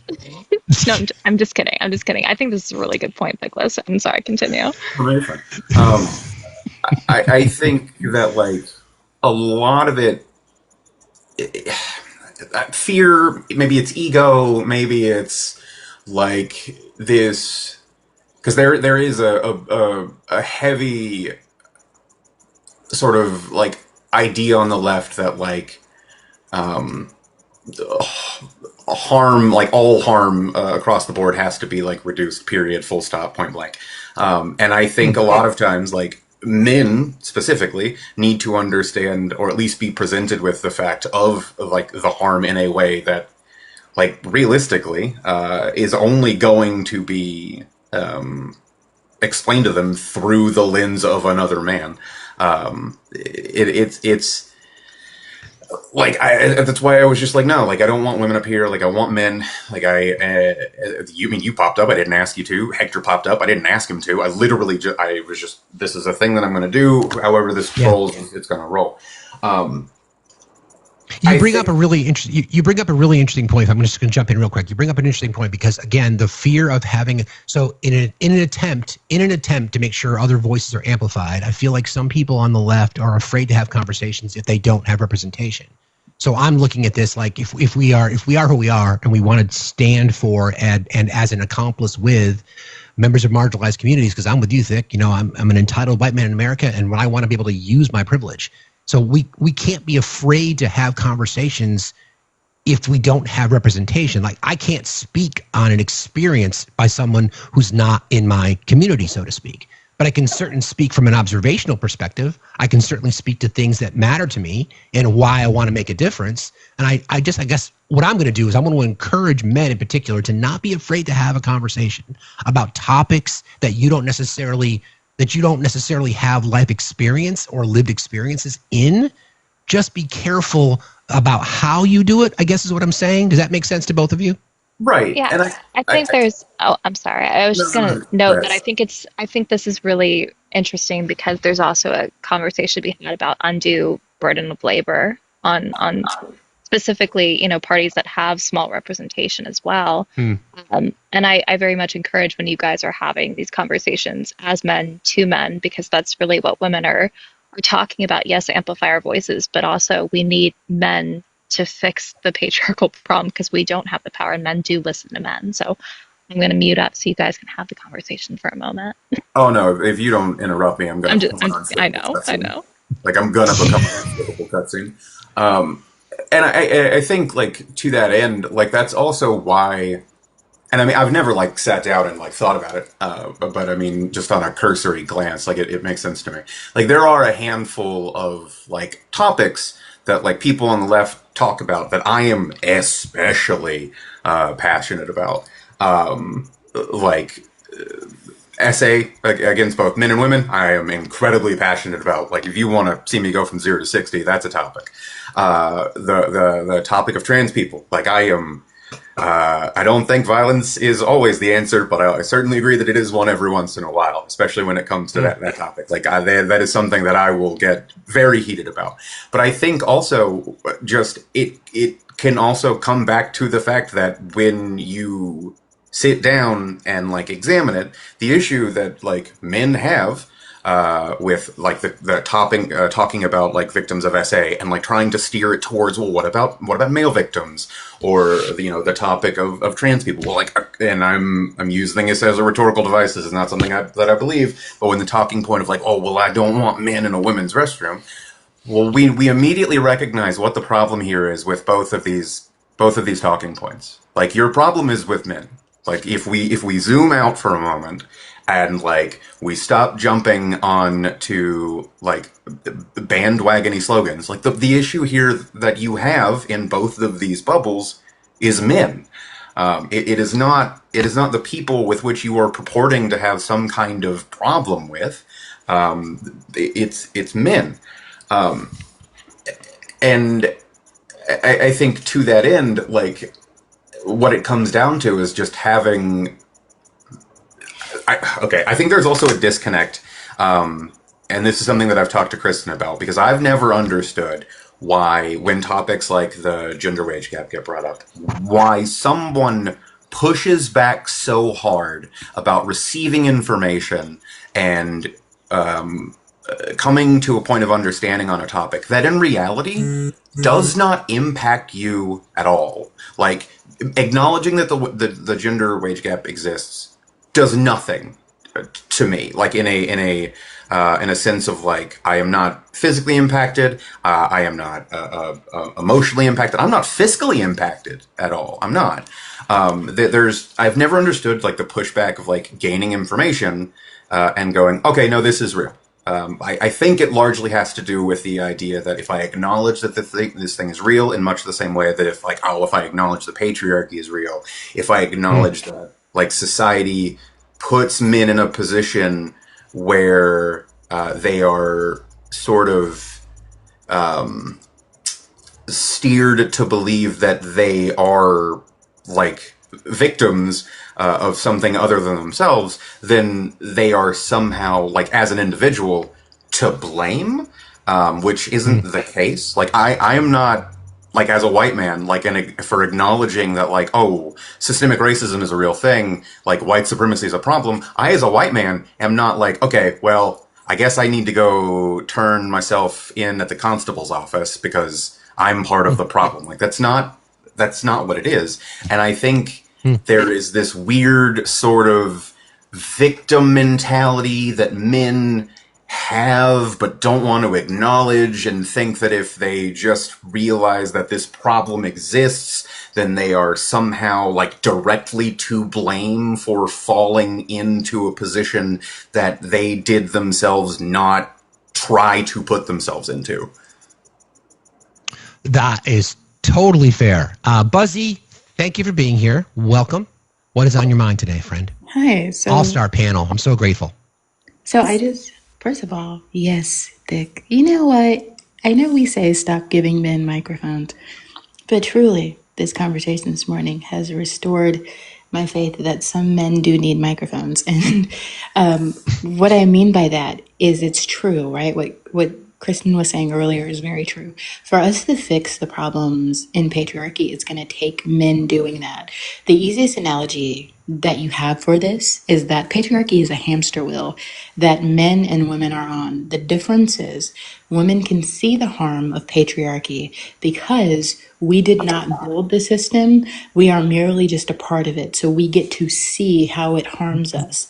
The problem is patriarchy has been created by men, and they are running a race against men to be the best man. So they can't see the harm they perpetuate because they are too busy trying to succeed each other. It's a snake eating its own tail. I right? finally understand the hamster dance. Thank you so much for putting context to it. I do the best that I can. Hi, darling. Hi. So I think that, like, in that, conversation, right? We always say I know women love to say that men should shut up. And to be honest, sometimes it's the road less traveled. Like just last night, me and Kristen weren't alive and we were having this conversation with this man that wanted to argue tonality rather than focus on the conversation, which is why it's so easy for women when we get frustrated to tell men to just shut up. It's the road less traveled. It's very simple. But in these conversations of patriarchy, the reality is that we have to let men talk. And hopefully by talking to men who have realized that hindsight is 2020 and they have a appreciation or at least a monicum of an understanding of the harm they have caused, then we can actually get somewhere, right? Men have damaged themselves by telling other men that they could not cry, that having any sort of emotion was wrong, and that to be a man means to be stoic and unresponsive. To be a man means to just make money. It's that thing that Andrew Tate does where he tells men that they have to operate from a place of anger, and that's the only way to succeed. To walk around like your shit doesn't stink, to walk around like you're angry at the world, and your anger will be driving. But men forget that anger is an emotion as well. And if you're operating from a place of anger, that means you can't see the bigger picture. That means that your businesses will fail. That means that any sort of connections you build will fail because you're building this off a place of ego and not a place of strategy. And in this conversation of why don't men listen to women, I'll use my own relationship as an example. And it's kind of a little bit hard because I always say that me and Kristen are dating the same man. Our men have lots of similarities in personality and all of these things. But one of the greatest things that my partner gives me, which is why when he told me that he wants to marry me, I was like, yes, it's his time. Is that new? Is that like a new thing? Are we breaking news? This is, anyways. So when he had this conversation of him telling me that he doesn't want to marry me, right, it would be, whenever he does decide to ask, it would be the easiest yes. And why this would be the easiest yes is something he does is give me his undivided attention regardless of what he's doing. And what I mean by that, because I do talk softly, and I know people think that it's an act and it's whatever. If you meet me in real life, my tonality is the same. If I utter a monicum of a word when he's watching something, he will mute it. He will mute it or he will pause it, and he will look me in my eyes to make sure that he's comprehending what I'm saying. And we will have a little conversation, even if it's only 2 to 3 minutes. Like that, he gives me that attention. He takes the time to listen, process, and respond. When we have these conversations, a lot of men might listen, but they don't take the time to process. And so when they respond based off of how they feel about the way it sounded when you said something, rather than responding to the thing that you actually said. Can I ask you, Buzzy, really quickly, because I think we're both really exceptional examples of this. What would you say the percentage is broadly of men who just critique how you sound, like the sound of your actual voice versus your words? I think the truth is in my hate comments. Yeah, I think if you scroll through my profile long enough, even prior to the weight loss, you'll see the comments that people make about my voice, just focusing on the tonality and not the words, which is why when people compliment my voice, if anybody's ever noticed it, the response I give is thank you for taking the time to hear me. Because I hope that outside of just the way the words sound, you're hearing words that are coming out of my mouth. So we lost you, Buzz. Buzzy, you got a bad signal. Not sure. You got the bars. The irony. Are we better? Are we worse? That she sounds too immediately shifting into talking like a robot. Yeah, exactly. Yeah, I think Are it's we better. Are we worse? We moved over a little bit. We're better. We're better now. Okay, good. I'm just curious. I'm just curious. I'm sorry. Go ahead. Finish up. Yeah, I was going to say, I think like for the men that were asking in the comment section, because I did notice that when Thick was talking, there were actual men that asked how to be better. And so my advice on how to be better at this is to not only just listen, but listen, process, then respond. And that is active listening. Like there are times, like me and my boyfriend were having a conversation on I call him Butt Kiss. He's got an actual name. He plays for the Swifts. My boyfriend says the team's name is actually the Chiefs. His name is Buckner. He made the statement at the college with the women. Oh yeah, that's right. So we were having a conversation about him because it's football season. My boyfriend likes football. I understand football retrospectively. And so we were talking about offense and defense. And he was telling me, because I don't know, I understand football, but I never really paid attention that offense only plays when offense is playing, when the team is on offense, and that defense only plays when the team is on defense. I never really paid that close of attention because I was usually watching one of my relatives play. So I was just looking for them. And so we were talking about this. So that's when I finally asked him, I was like, so is Butt Kiss offense or is he defense? Which is when he told me he was defense. And he started explaining about the fact that no, he can't get tackled. A leg sweep is illegal. He would have to trip to get hurt. Is really a slim chance that he'll get harmed on the field because of the kind of kicker. Like we were having this conversation. But in that, right, to explain to me who this person was to make sure I understood, he correlated it to something that I already knew about. He knew that I read the news. So he knew that I would automatically tie him to what he said at that college to the women that were graduating. So we had, this conversation that was going on when we were talking about special teams of football. But that's listening and understanding. Months ago, when I brought this conversation to him about the college situation and we talked about it, he knew that I wouldn't know him by his actual career because I don't pay that much attention to it. But he knew that if he told me he's the guy that said those horrific things at the college graduation, we could then have a conversation. And he looked me in the eyes and he goes, okay, no, you're thinking about the wrong player. This is what's happening. So yes, you can have understanding even when there is space for misunderstanding because you don't exactly speak the same language. I don't exactly speak the language of football, but I understand social commentary. So we could meet in the middle so I can understand his world. That's how he explained. So that's for the men advice on how you can get better. It's listening, processing, responding, and then making a correlation if you feel like there's still a gap rather than starting an argument. Not to detract from anything that you've said, I think it can be distilled down a little bit easier because this was something that like I had like been told by a therapist a couple of years ago.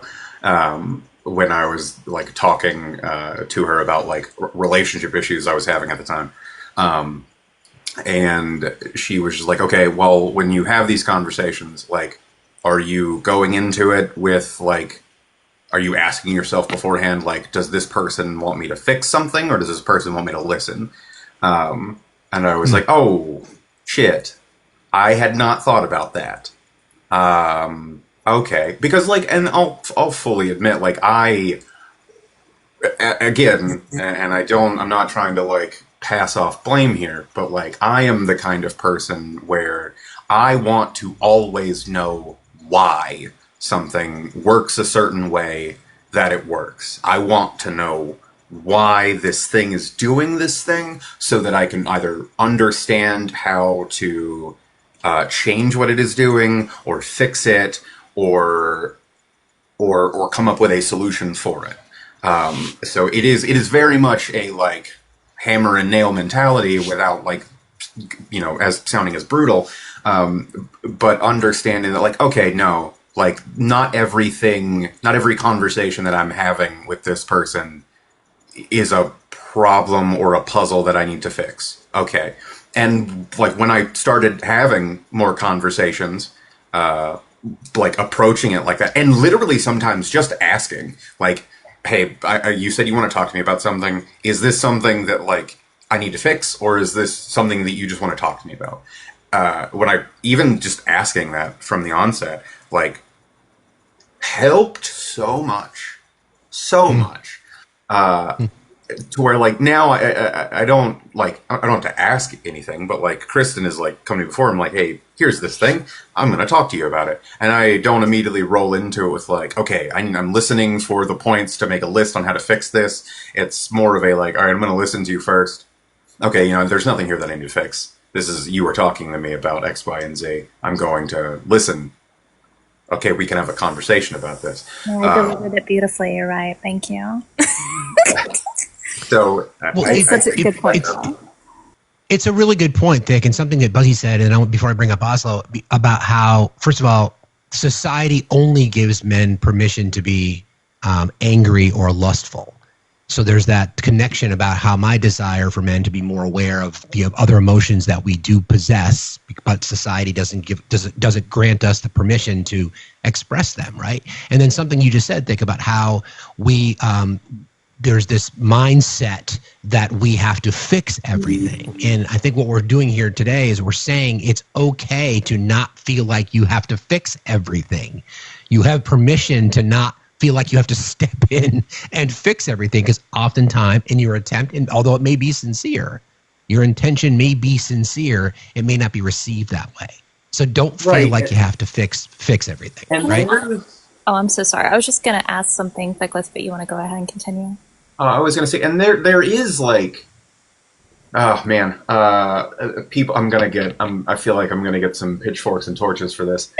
There is, to a degree, some physiological reasons behind that. To a degree, Sure. There are studies that show that, and I think part of this has to do largely with conditioning over time. So bear that in mind as I say this, but I can't prove this.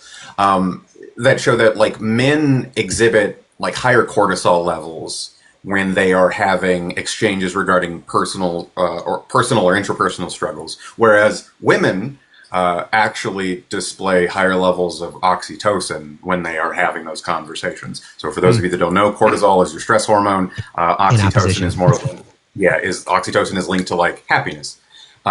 So like when they're having those conversations, which I think also kind of lends itself to why, like, if you look at like friendship hierarchies, like male bonding activities are exactly that. They are activities. They are sports related. They are work. They are let's go do this thing. Whereas women, they are more like side by side.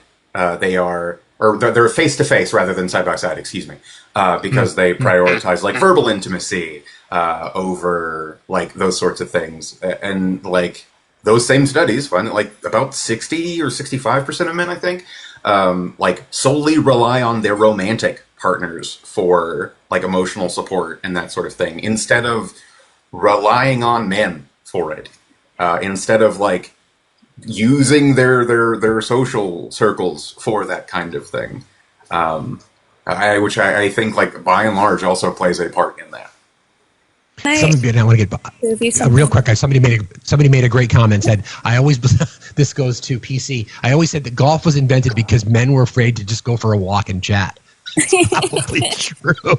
Great point. Kristen, go ahead. Then we'll get to Oslo. Yeah, just before we lose it, because I didn't really think about this concept prior, but when Nicholas was discussing like kind of men's intuition on making a list to fix a problem, do we think that the messaging of it's all men until it's no men, when we hear men saying, well, I can only control myself, they seem so overwhelmed by the concept of deconstructing the patriarchy or helping what's actually in gender-based violence. Do we think it's because it's a task that seems too daunting for them to complete? I think it is because they roll into it with the mindset of I can't control when no one is asking them to do that. And I don't think they necessarily think the patriarchy is a bad thing. Fair enough. Many of them. Many of them. Oslo, thank you for your patience. Welcome. What's on your mind today? Yeah, well, just to answer that quick question before I share what I came up to say, but I think for a lot of men, especially on the left, they think, well, wait a minute, hey, I voted for Kamala. I'm on the good side. I'm here. I am. I'm the guy. I did the thing, and they don't realize there's so much more work to do. So I think that plays into it sometimes, for sure. And we all have a role to play. We all have more that we can do. We all have more deconstruction that we can do. Not just men, but in this topic, men. The thing I really came up to say was, but Buzzy, you're so fantastic. When you said men walk around like their shit don't stink, men, please do not think your shit doesn't stink. We have a male bathing epidemic in this country. Okay, please use washcloths and wash your asses, okay? And your legs.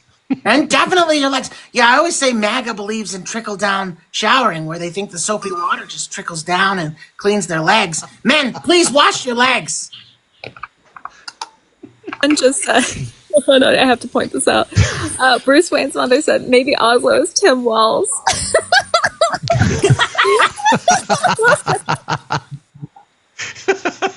Yeah, this is my freelance side gig.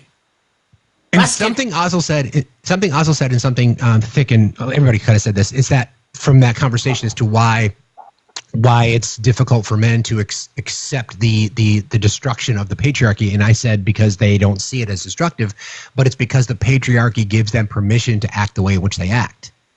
So they're in it. Like I've talked about this before about how the patriarchy is obviously detrimental to women, but it's certainly incredibly harmful to men. In fact, it may be even more so harmful to men because we participate in it under the permission structure that is the patriarchy. With that comes misogyny. With that comes violence. With that comes the inability to kind of work through some of the nonsense that we experience every day. Yes, Oslo. Yeah, and like, I understand the feeling of, oh my God, this patriarchy is not just America, but a global thing. How can I, as one person, start to dismantle this? I would say start by looking up, just the definition of what makes a patriarchy and what makes a matriarchy. A couple, maybe like last month, I made a post that said, maybe instead of saying down with the patriarchy, we should start saying up with the matriarchy. And that's because I think if you look up the definition of matriarchy, you'll find that it creates communal spaces.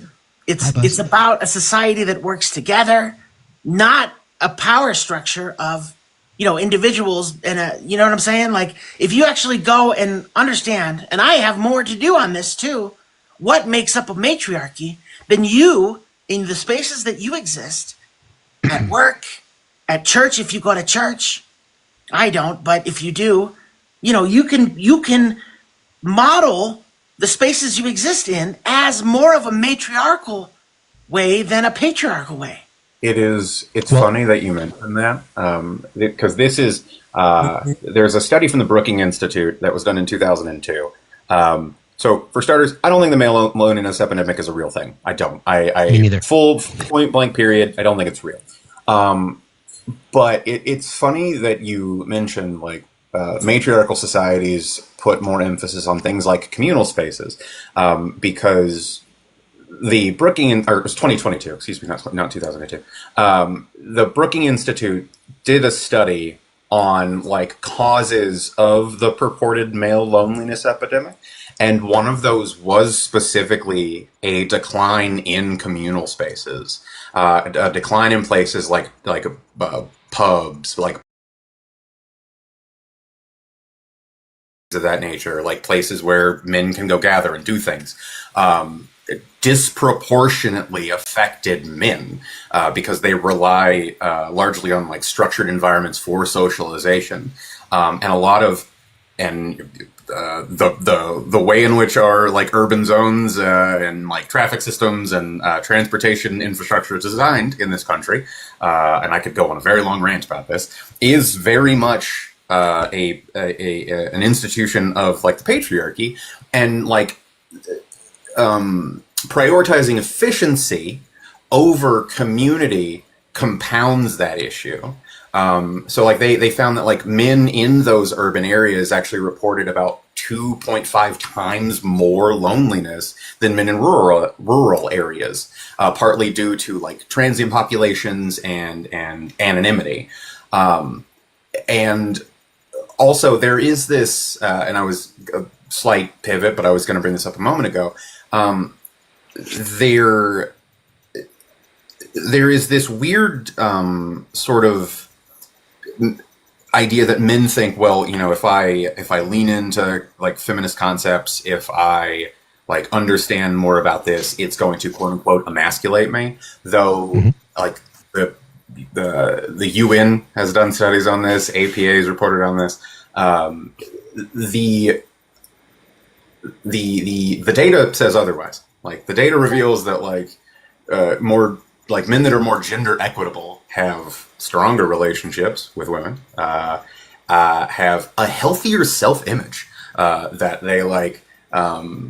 they are more satisfied with like how they look. They are more resilient when it comes to like trauma and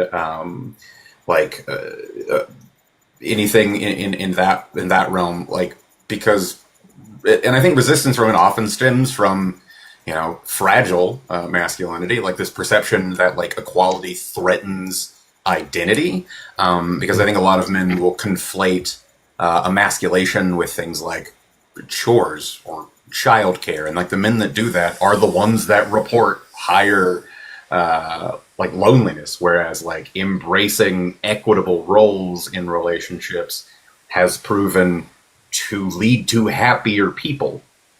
Well, I think to your point too, Douglas, when you talk about like even the construction of our cities and things like that, we've made environments, even down to the offices and their temperature, inhospitable to women in order to reduce them into the home life and the domestic sphere for centuries. And now that women do not have to stay in the domestic sphere, of course they're going to find that men are coming home, and becoming lonely because they are so dependent on those relationships with women in the domestic sphere. So it's a really, really interesting dichotomy we see of the progression of women going outside of the home and what that does to men and their concentration on things like, even divorce statistics. So it's fascinating. It's value, right? Men trying to find what their value is, other than just being kind, decent people. Everything has to come with a tag and or a label. Kristen, I'm curious about your perspective on this, in particular in the studies and the research that you've done on this topic about how the deconstruction from the patriarchy. When you're speaking to people, do you often find a pretty common correlation between their religious beliefs and their opinions about the patriarchy? Meaning that do you oftentimes see that they're influenced by their faith? 1,000%. I'm certainly not an expert on, how religious factors really play into this outside of understanding the patriarchal structure and the language behind, how we've basically been influenced by our government to also stay into that. But yeah, 100%. And when we're seeing this kind of, a change in policy as well with things like the SAVE Act, or Doug Wilson's words, the two are interlocked, and this kind of understanding that women are to be subservient and to be subjugated to the home very much has a lot to do with the attitudes that we see today. It's hard to separate them. And it's interesting because we're seeing church participation decline pretty steadily over the past 25 to 30 years, but it's recently taken a bit of an upturn.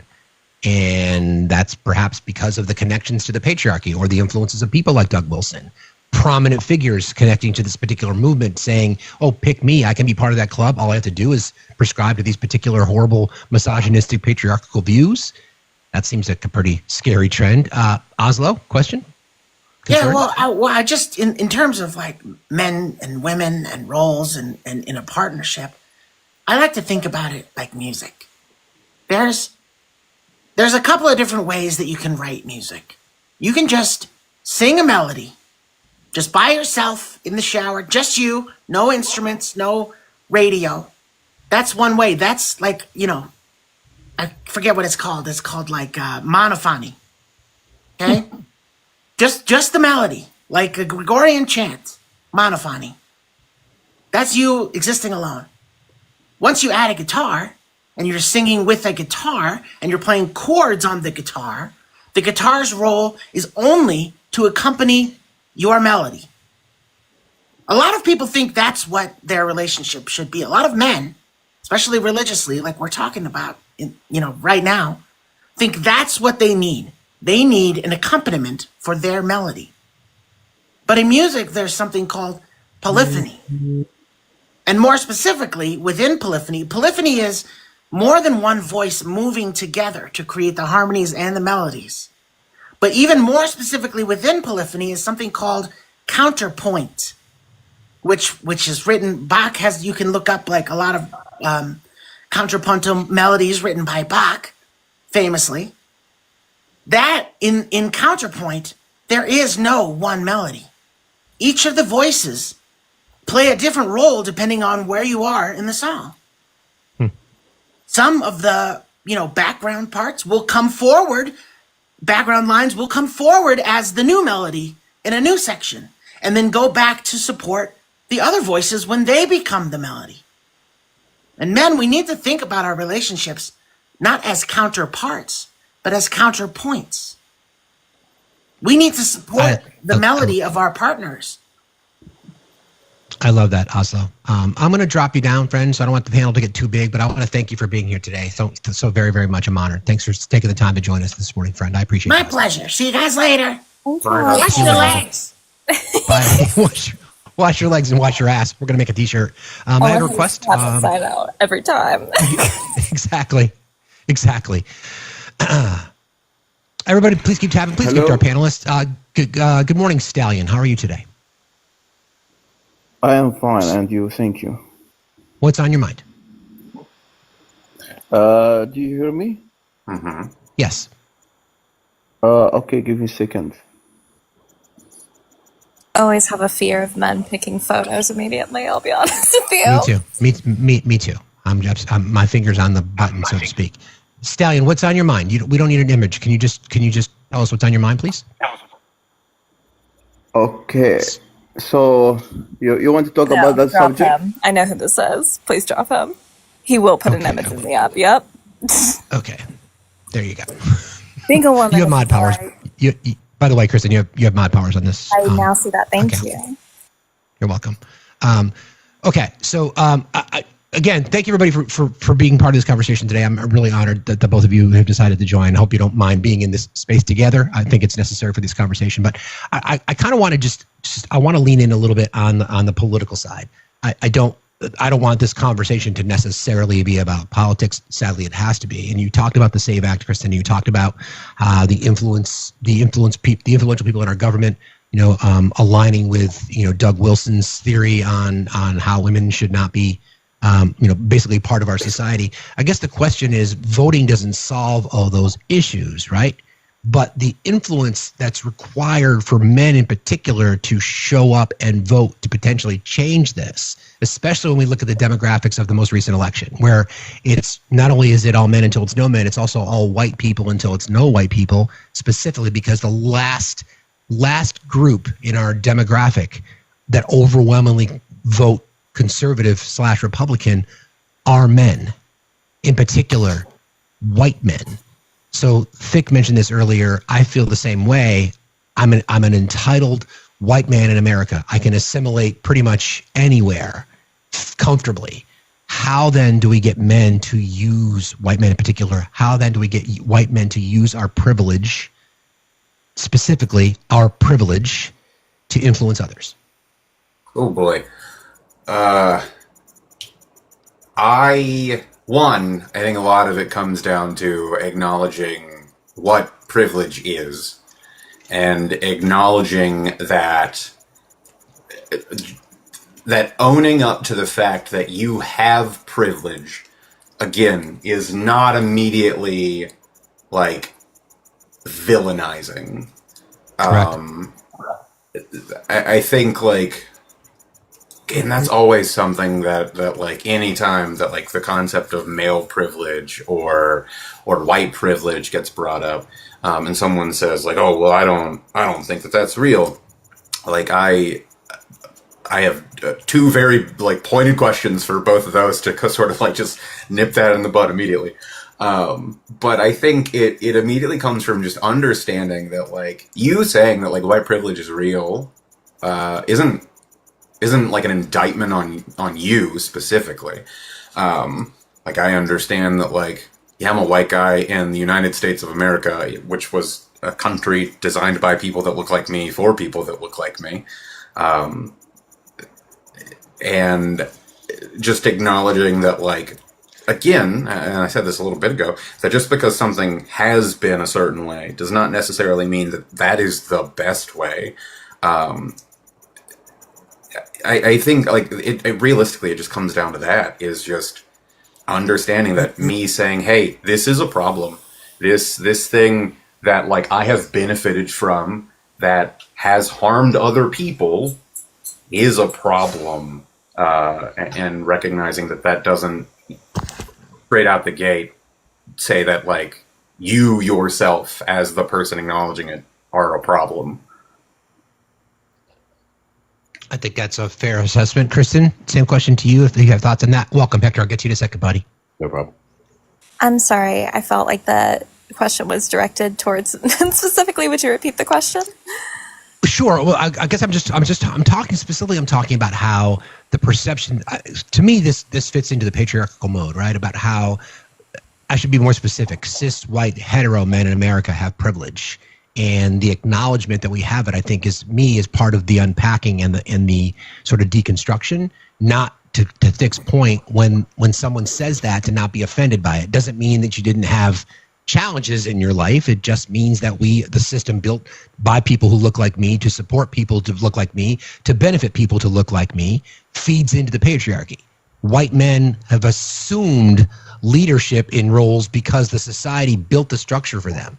Thus, with that superiority, systematic superiority, gives them a permission structure to treat women and marginalized groups in a particular way. I know you see it, Kristen. We just unpacked it from the specifically as it connects to religion, right? You're in conversation with these spaces, and there are people who have achieved status. Not that they've achieved anything; they've just assumed status because of their place in society. So, to my question specifically is, do you see or do you want to encourage white men in particular to use our privilege more to try to change the blueprint, so to speak?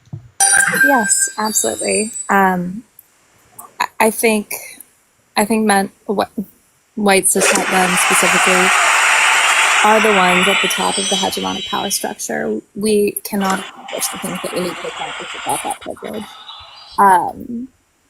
And to, Thicky's point, like it's not, and to use kind of in the terminology of the right, like this is not a victimhood Olympics. We're not asking, men just to recognize their privilege to put them down. It's about understanding your part and your power and how to play with it. It's a complex question, but yeah, absolutely. I think they have to speak up, and also to continuously tell women that men were the ones that built the world and built the structures, or are the important ones to our infrastructure. To that I say, women built men. So I think it's important to remember that there is power in different things, but if you want to have all of the accolades of creating society, you have to also have the responsibility of understanding how it harms people within society. And well, according to Doug Wilson, it doesn't take any skill to make men. Yeah. Hector, good morning. I'm so honored. What a great panel. Thanks for being here, friend. What's on your mind today? Morning. I really don't need to say anything on the topic here. You have two fantastic people under me who've spoken in detail of it. There's obviously yourself. I mostly just came up here to say this. In all my years on this earth, listening to all the different news networks and podcasts and all these articles and stuff that I read, I'll never learn as much as I can within 30 minutes of joining this live. And Thank you, bro. Explain things in such a great way, and you're very detailed, you're very accurate, you're very empathetic, even in what you're saying, even in regards to MAGA. And I think it's very admirable. I'm saying all that to say, in those podcasts and news networks and everything else that I mentioned, these are billion-dollar networks that go out there and don't do as much as people on this app do sometimes on a daily basis. So I see a donation goal here, and I'm going to ask everyone to knock that out as fast as they possibly can. I'm going to be a little vulnerable here. Today's the 15th. Rent's due on the 1st for me every month. I never have it on the 1st. I only ever get it on the 15th when I collect enough money, with an egregious late fee, mind you. But the reason why I'm able to go pay it in a couple minutes is because of my community. It is because of your community, in part, everyone else on here who comes into my lives sometimes on a daily basis and donates towards the work that I do. And that's not a sympathy story or anything like that. I'm just saying all that to say sometimes we're all we have. And I don't know Fact's situation. I'm not saying he's about to get evicted. I'm simply saying when we hear these spaces of people who aren't going forward with anger, we all know the debate spaces, who aren't trying to pull gotchas, who are just coming from a place of teaching and educating and making a better world. I think it's very important that we support it because no one else will. So with that being said, I did very much send you a little dono here to help knock out that goal. And I would encourage everyone in the chat, because there is 700 people in here. As far as I'm concerned, if y'all love this beautiful, educated man, there's no reason why that girl should be here, all right? None whatsoever. Thank you. And to be very clear, if you don't have it, don't worry about it. Times are tough. Trust me, I get it. But if you do, let's support media like this, because this is how we're going to change the world. I really appreciate you saying that, Hector. Thank you very much. Thank you to you. Thank you to Jonathan. Thank you to Amy. Thank you to Dana. I appreciate you guys very, very much. While I have you here, Hector, we were just talking about white privilege, right? And I've seen your lives. And by the way, if you do not follow Hector, if you don't follow Tickles, if you don't follow Kristen, I don't know what the fuck's wrong with you. So do that. Do me a solid and do that, please. And by the way, I'm assuming all your various things are in all the things that TikTok doesn't want us to talk about that go in supporting creators. I'm assuming those things exist in your various. Thank you. Okay, enough said. The topic of white privilege. Now, I've seen you touch on the issue of how it's all men, Hector. Specifically, the white privilege argument. Are you sort of seeing the reactions? I know it may not be the same space as Thick and I, for example, calling out white men's privilege as it would be for you. That probably wouldn't land as well if that came from you. But are you starting to see a bit of a shift? Because Kristen acknowledged that it's both. It's getting worse and it's getting better at the same time. Are you seeing that in regard to these particular spaces and how people with privilege are being confronted with their privilege and not necessarily reacting as negatively as they have in the past, if that makes sense? So personally, I'm going to say no. And okay. I will say that actually because I felt like Kristen actually confirmed it. Kristen said the yes or no, which to me meant it stayed the same. Interesting. Especially as a Black person in these spaces, what I am seeing from a lot more I guess moderates to some leftists is that they're acknowledging it, kind of like what she was saying, halfway. Well, they'll halfway get it, but they'll still, at the end of the day, or double back on, well, maybe we should change the slogan because it's pushing people away. If there has been any progress, because I've had a couple small wins talking to some people, it's very marginal. I think it's important that we have these spaces, and if we continue to do so, we could see more noticeable changes. But in my personal opinion, it's a little too anecdotal to have much hope. And I'm not trying to sound pessimistic or anything. It's no, that's fair. That's fair. I get that. So, I mean, would it be a similar vibe for your community? I'm speaking specifically about Black men and the perception of it's all men until it's no men. So when Black men hear that statement, I know it's not your personal experience, but what do you see when those conversations happen?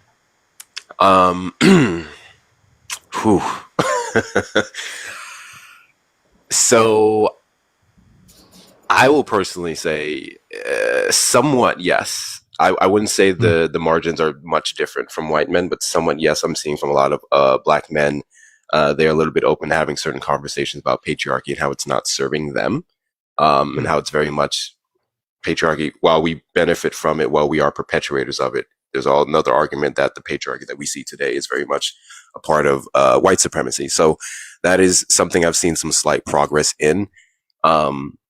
However, there's also a growing number of what we reference as the 22% of Black men who would have voted for Trump, who feel like they have to play a role in aggressively pushing back against feminism, womanism, or anything that they think is destroying the Black community or the Black household.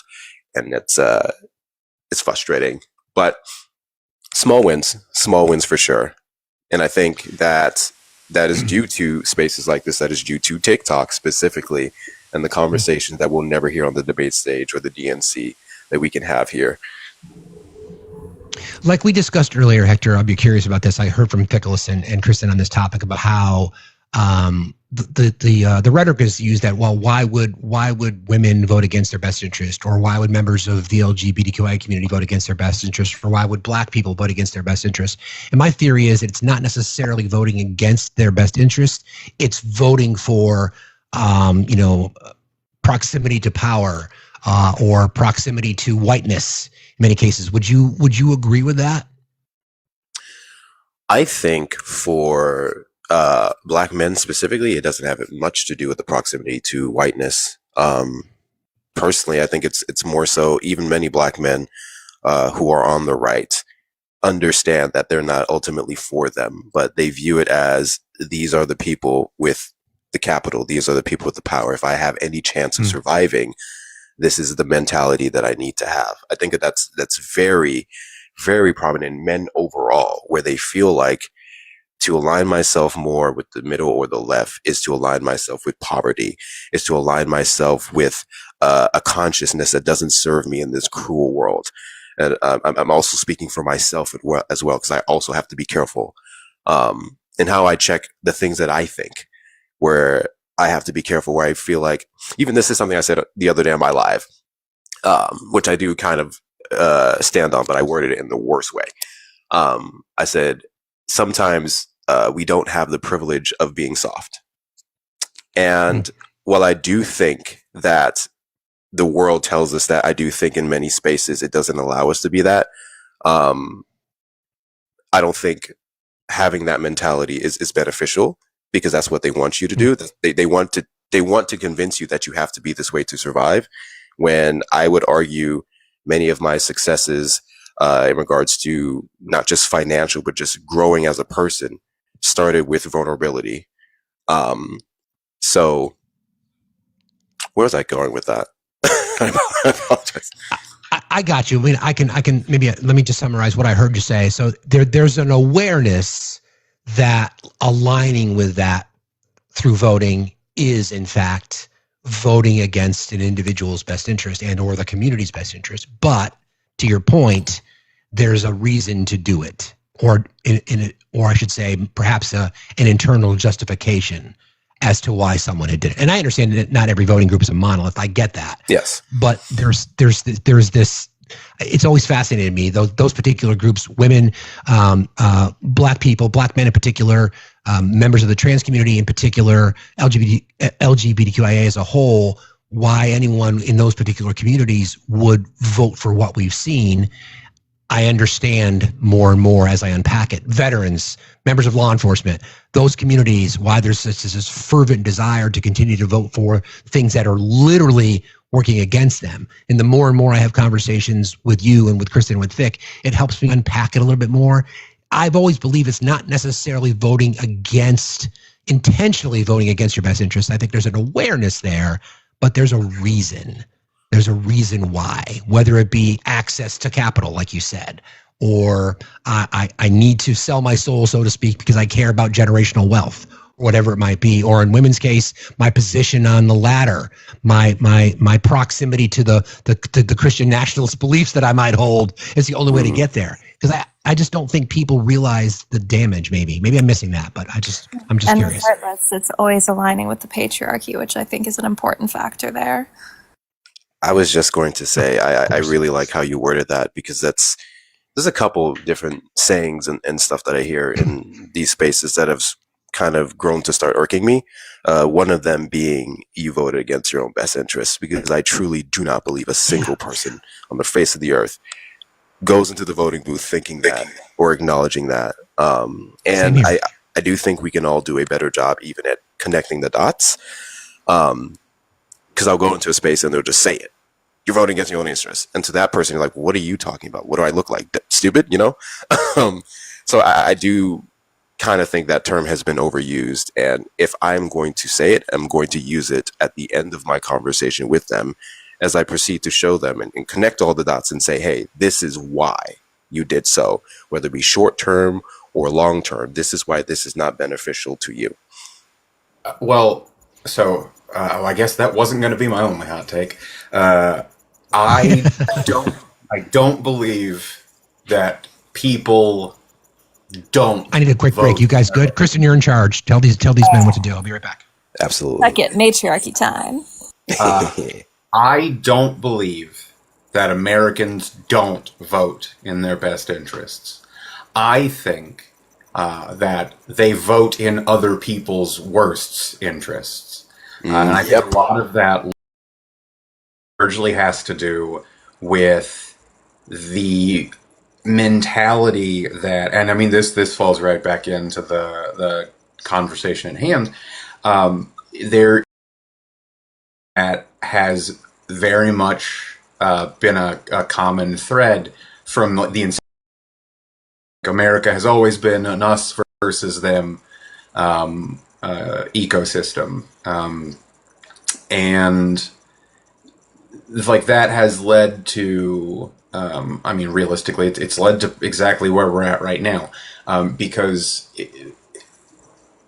everyone who does that sort of thing thinks that, oh, if I don't act now to stop this thing that I am being told is a problem, then I'm going to be a victim of it. And I think that also like lends itself very much to like these like topics where we're talking about like men not listening to women, or men not understanding that they benefit from the patriarchy while also simultaneously being harmed by it. There is this mentality of like, well, like I have to like just fight for myself instead of everybody else. So yeah, I don't think that people don't vote, quote unquote. You didn't vote in your best interest. I think it's more often than not like it is because of like othering and that us versus them mentality that they vote in other people's worst interests. Yeah. Again, I'm glad you said that. The othering. It's almost like the intentionally with an intent to harm, right? Even although they would never necessarily admit it, but there's a truth behind that, because cruelty is the point from my perspective. I don't see how else you could say it otherwise, right? I have a question for the three of you. Please, Hector, if you want to stick, please. I'm honored that you're here, and thank you for your kind words. I appreciate that. But I want to ask Kristen first. I'm a believer that education helps solve a lot. As someone who's raised by a public educator, I have just immense respect for teachers, and I know the challenges that they face, and I understand how public education is under threat. But as it relates to this particular topic, I'm an advocate for age-appropriate sex ed. Kristen, how do you feel about that? I was also raised by a public educator, and by the way, I'm very excited that this is the original lineup to Ficky's male-based panel. That's fun. I appreciate all of your voices so much. We are. That's right. I forgot all about that. Good call. I am very in support of comprehensive sex education, K through 12. I think it aligns with our values of understanding things like consent. It discusses things like different family dynamics. I think it's a critical and crucial part of our curriculum that we need to focus on. And we really have to combat this defunding of education, because it's going to be such a problem if we don't. Yeah, I mean, like proper names for body parts, for example, what's considered good touch and bad touch, because we know so many from the research that's been done on this topic. Oftentimes, especially young girls, were never taught what bad touch was.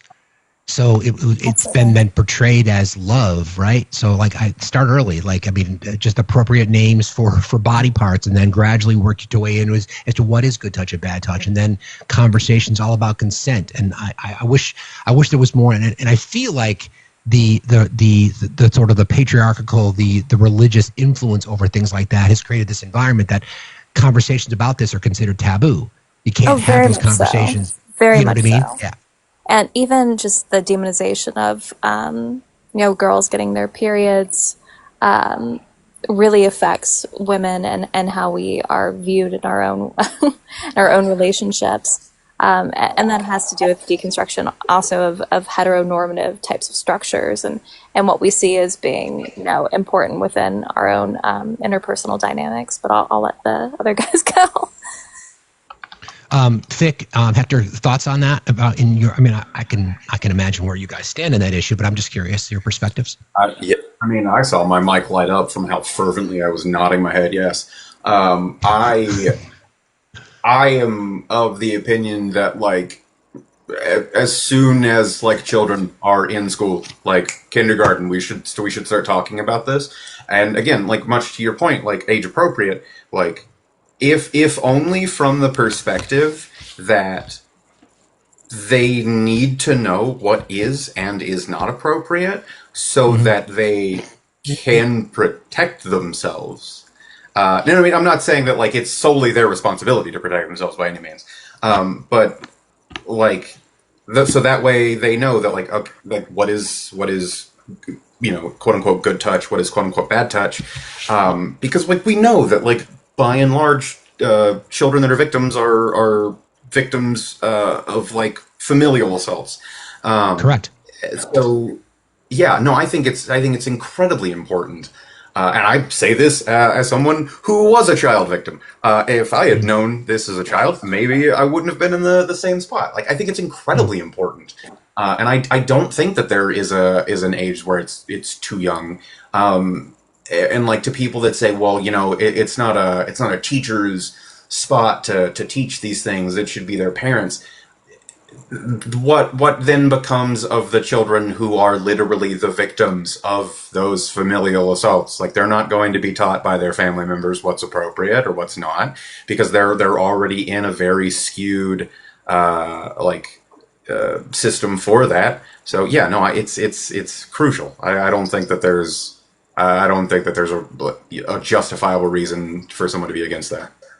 And how ironic there's such pushback, and oftentimes the people who are pushing back the hardest would be conservatives in many cases. Similarly, the same level of crimes against children committed by so many people in that particular community who are afraid to have these conversations because they consider it taboo. Hector, same question to you. Do you feel like it's something that we should be, again, overfunding public education? That's where I stand, including comprehensive sex ed.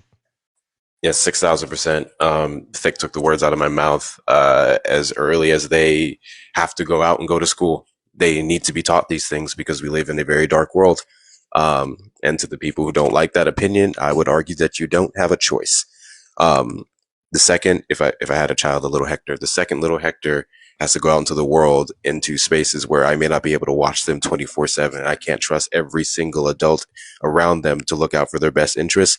I'm going to teach my children what they need to know to where they can make a phone call, they can get to the correct adult and get out of a situation that they should have never been in. That's just that. And I don't know. I think that while I am a firm believer in like protecting kids to a certain extent, let kids be kids, I also think it can be toxic how it's thrown around, because then we tend to forget that they're growing up to be men and women and people.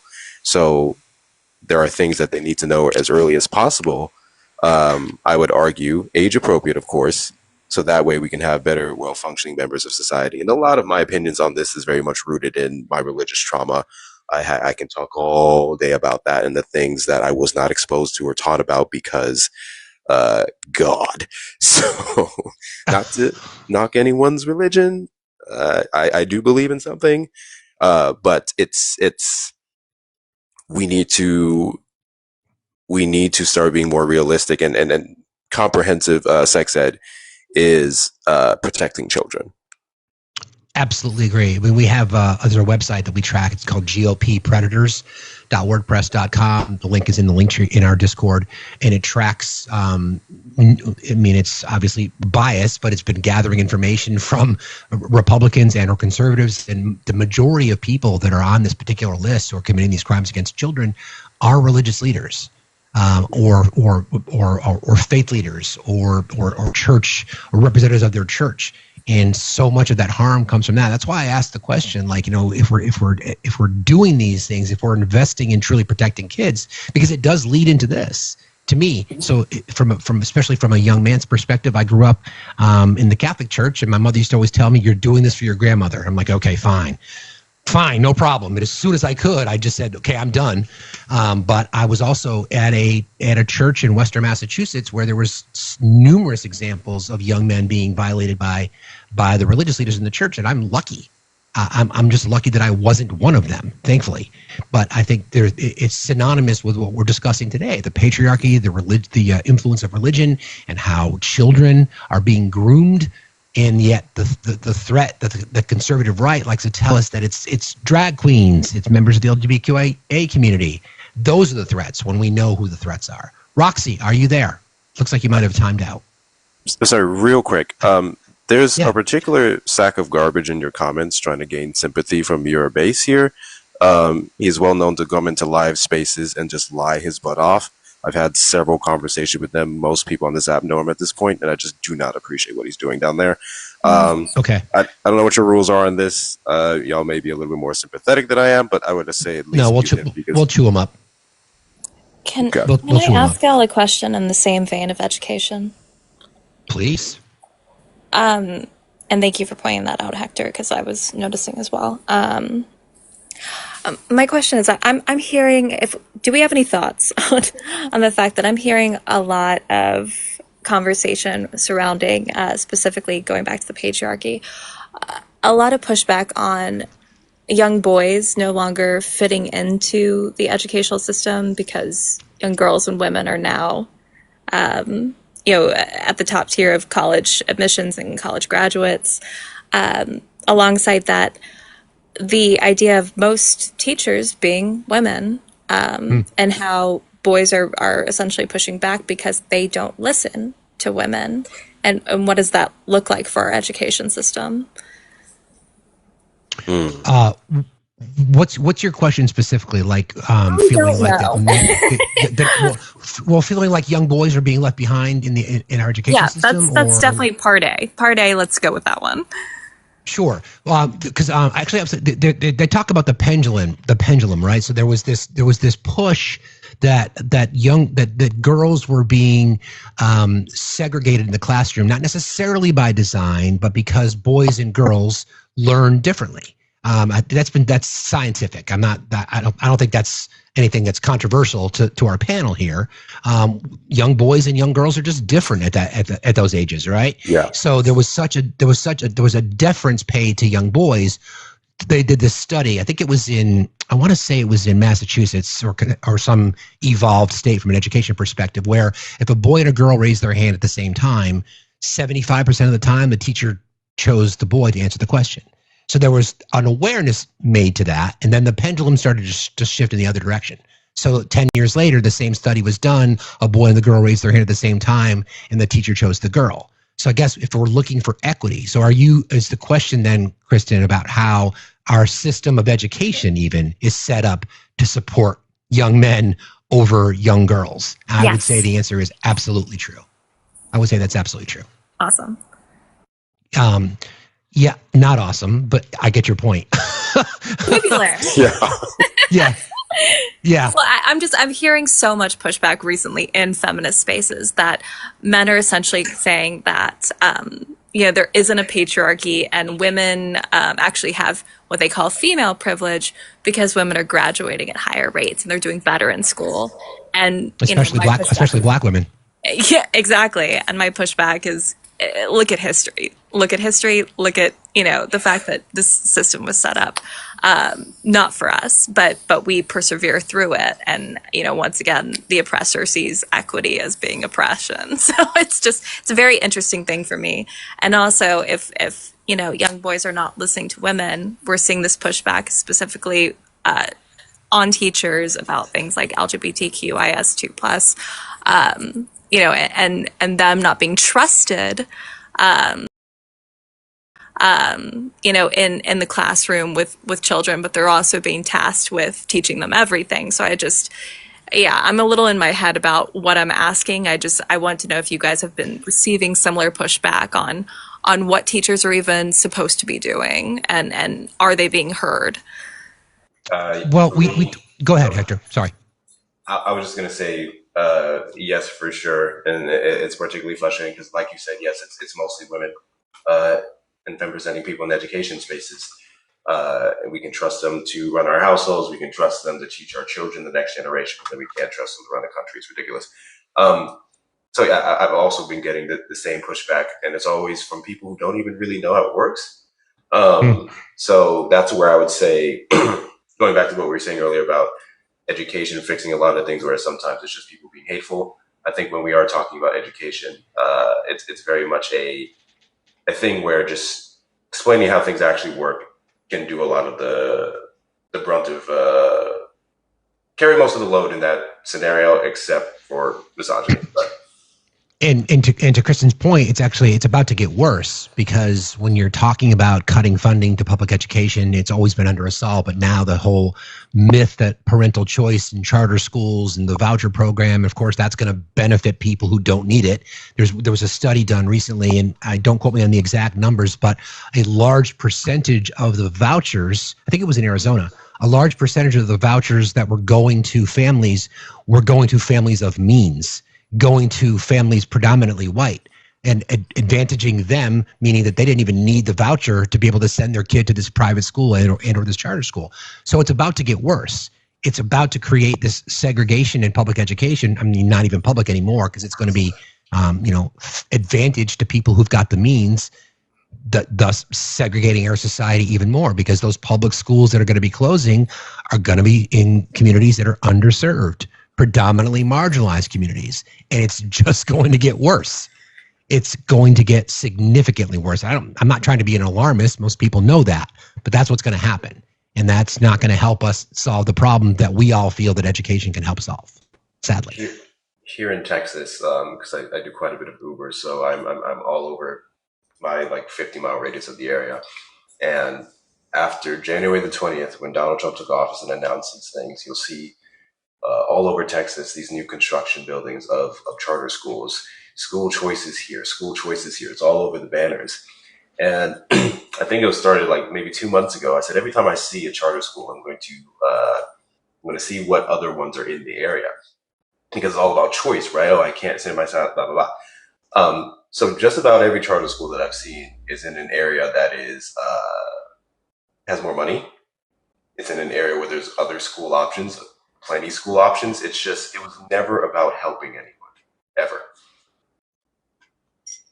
And a lot of these schools now can create their own admissions requirements, can create their own, curriculums, and that doesn't help us address what we're talking about today, because they're being conditioned within the patriarchy, and many of them are being conditioned that whether it be the SAVE Act and how that makes its way into classrooms, not specifically the SAVE Act, but the idea behind it.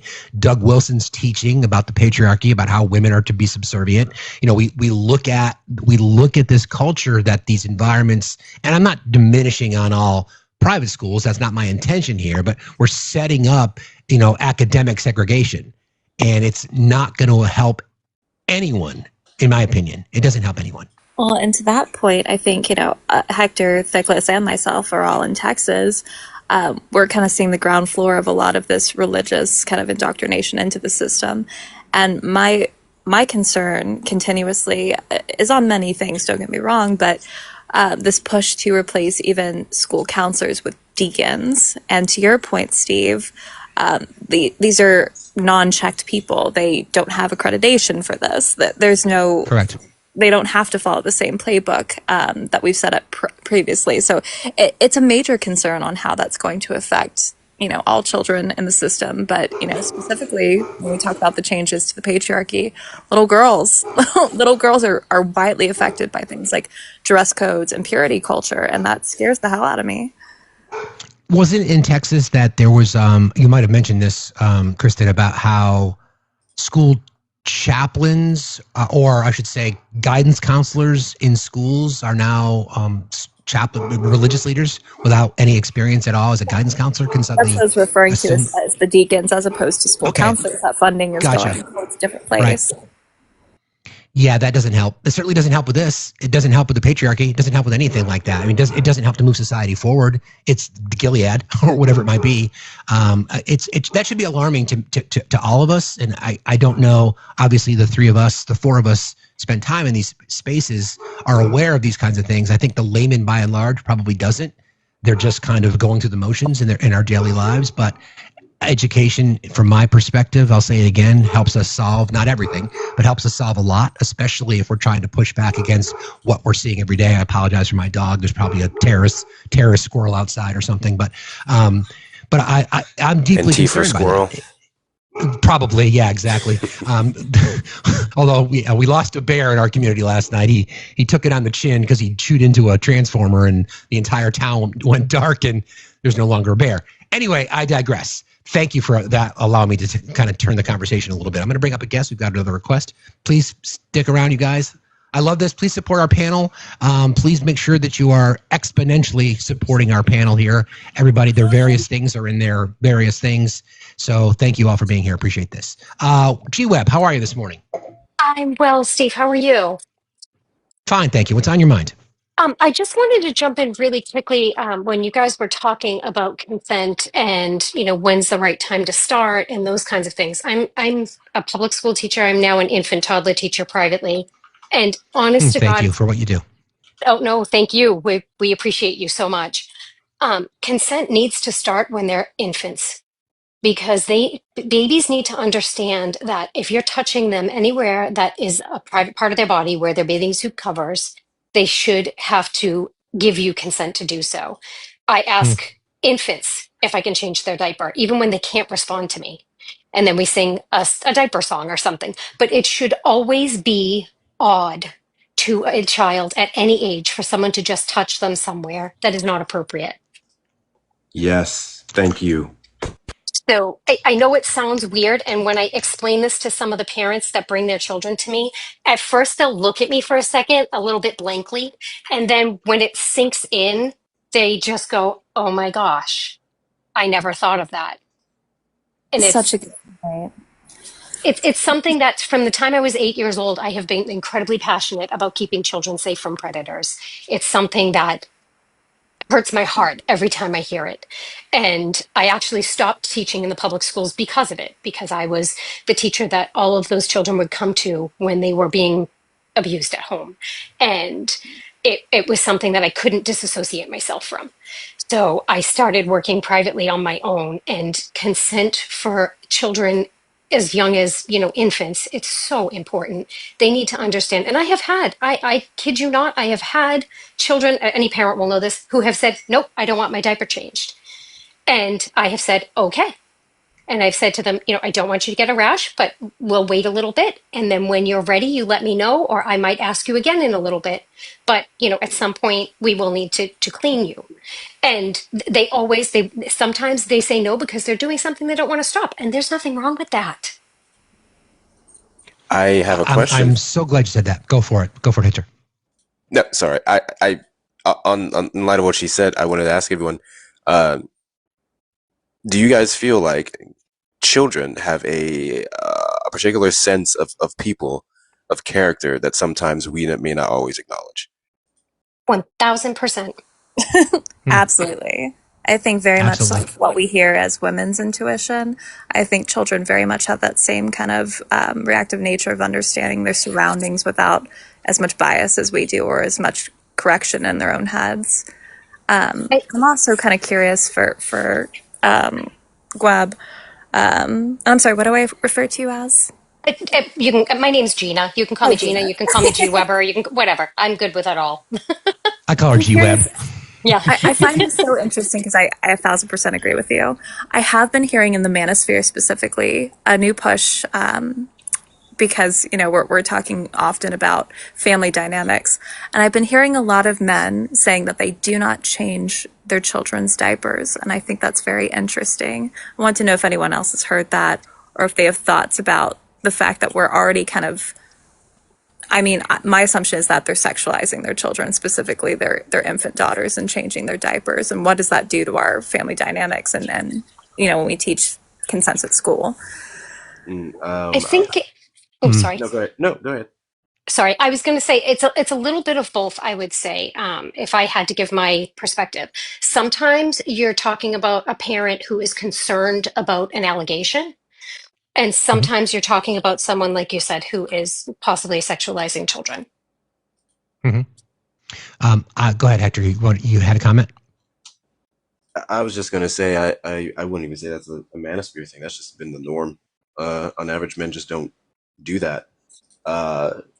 Thankfully, I grew up in a household where my sister was born when I was 10, and I love my sister. And whenever I could, I would take the burden off my mother to go change their diaper. But also to Gwen's point. Wait, did I get your name right? Yeah, you got Tina. it. Okay. Yep. Okay. To her point, I think you said you think it's in part also a concern of an allegation. Do you mean for their own kids, their own family members, or is it like in daycare spaces? I would say for in private spaces, I would say for family members or, caregivers or something outside, not just in a daycare space. Obviously, in a daycare space, we're always quarried and things like that, which obviously isn't always foolproof because, 90% of allegations never go anywhere and you don't find out about them. But when it comes to, I have heard from men just in my own life in general that have been concerned because they were afraid that someone might make an allegation against them, even though they had pure intent. I find that to be so concerning how men fearmonger doing the bare minimum because of Yes. I'm sorry, I'm gonna get mad. Go ahead. No, like I totally agree. I just like fair point. I say this as someone who has a kid. At no point when my son was an infant did the thought ever cross my mind, oh man, I don't want to change his diaper because allegations. This is all I am going to say on this topic. But if you, as a person, just as a person, if the thought of I don't want to do X, like this thing that is quite literally the bare minimum for my child because of the potential of allegations, I think that there are more things that we need to ask specifically about you, because if that's where your mind immediately goes, I am immediately concerned for the safety of your child. Same here. I mean, I can only speak from a personal perspective, but I remember, and I've been very open about this in this space when my daughter's a 2-time cancer survivor, and I remember being on the 5th floor, which was the pediatric cancer ward at the hospital that we were at, and I was the only dad that was there. At this time, I was recently divorced, and the kids were primarily, with me the bulk of the time. So I'm raising my 2 boys and helping my daughter navigate through her illness. And I was realizing that I was the only dad. I kept looking around like, why am I the only dad here? Obviously my life was a bit chaotic at that time, but I noticed that more and more as to why there were not more men participating in the health care of their child. Your kid's on this cancer ward, or everybody that was there, the 14 rooms were on that floor. Every single child there was dealing with a terminal illness, potentially. My daughter's case, it worked out positively, but many, many people there, the situations weren't as positive. And I kept asking the question, why are there not more men? So I asked one of the nurses one night, I said, why are there not more dads? They're like, it's always like this way. It's rare that there's a dad at all. I'm thinking, wow, what a missed opportunity for men. Again, and then I asked as more men started to show up, I'm like, I noticed this, I haven't seen you around before. What's going on? Yeah, somebody's got to pay the bills. It's like, okay, I get that, but unfortunately, that's a symptom of the patriarchy. What's more important, paying your bills or being there next to your kid when they're going through the worst experience of their possible lives? Every family dynamic is different. Every situation is different, and I can respect that. Maybe that's the conversation between mom and dad that you go do this, you go to work, I'll take care of it. But I think that to what we were just discussing about how there's this perception that I can't do the bare minimum of taking care of my kid. When my kids were pooping in their diaper, the only thing on my mind was like, fuck, I don't think I have another diaper. What the hell am I going to do? Right? I mean, do I have a towel? Can I make it? Can we make it to the next gas station? that brings up an interesting like topic though, and I don't want to derail too much, but like the thought of, you know, being in a hospital because your child has like an illness or whatever the case may be, and then, you know, someone saying, well, you know, I couldn't make it because someone has to pay the bills. I mean, it just brings up like the fact that, again, these institutions that are built and perpetuated by men just don't see like survival as like a right. Like, Exactly. like, yeah, sure, I totally agree. Somebody does have to pay the bills. Unfortunately, my dog hasn't gotten a job yet, so like it relies on me. But I'm also very much of the opinion that like well, God, I don't want to derail, but like, it's okay. Again, to these go into systems, universal healthcare. 100%. Before we Exactly. go there, It's before related. we go there, I don't want to lose men real quick. Is that okay, Vicky? I don't want to derail and go down that road, but it's also it's just related to these systems that are put in place by men. Like, we shouldn't have to fucking deal with that. I can't help but to also wonder, and thank you so much for sharing your story, Steve. I think a lot of people can really benefit from it, and I'm so sorry you had to go through that world. To Vicky's point, absolutely, it's ridiculous that one person has to pay the bills because we don't have universal health care. The other component here, I have to wonder, you know, men are 6 times more likely to divorce their wives when they are diagnosed with cancer. I can't help but to wonder if there's a trickle-down effect to their own children. And I'm not saying just cancer specifically, but like when we deal with illnesses in particular, is men's lack of capacity to have empathy or to deal with problems on that kind of level a very large crux of this? Or is it possibly weaponized incompetence? Or is it just patriarchy being patriarchy and men are off working? I don't know. I would say all of the above. All the I did above. want to point out a comment by Jay Ray in regards to what we were saying about the diaper thing. They said could be intrusive thoughts, a very real part of OCD. In that case, I see that, but I would still argue it's a part of that perpetuation is due to the patriarchy, is due to weaponizing competence, is due to those manosphere spaces that teach you that you have to walk on eggshells around women because everything you say and do could be something you get accused for. And I have never felt that way in women's spaces. So I would argue, what are you doing? What are you saying? What do you have going on in your little brain there and how you look at people, women, that makes you think that way? It's a you problem. It is, and just to kind of close the story that I was telling about the healthcare situation. I remember going through the treatment plan with what the night nurses were going to be doing, and the night nurse manager approaching me saying, "Where's mom? Is mom going to be here to take care of this?" And I'm like, "No, mom's not." So that to me was an example of the expectation of what the system is, right? So you're not here. Dad shouldn't be here because dad is incapable of, and I'm not defending myself. Please let me make my point. I'm not defending myself, but it was an example to me of there's men generally speaking don't participate in those kinds of things. I saw it firsthand. Yes, it's anecdotal, but I saw it firsthand. And that is because the system, to Thick's point, somebody's got to go pay the bills. Somebody's got to leave their bedside the care of their kid, right? That is systemic. That to me was an example of the patriarchy, right? The expectation is it's not going to be dad taking care of it because dads are incapable of doing it. Dads don't want to do it. Dads have no ability. And again, I'm not defending men here. I'm just saying that was an example to me of how the system works against what should be the goal of just providing the best care possible for your kid, period. Can I ask you, was the majority of support staff women? Overwhelmingly so. Okay, yeah. It all makes sense. Wasn't even close. Yeah. The physicians were, the doctors, the oncologists were men. All the nurses and the nurses' aides and the PAs and the staff were all women.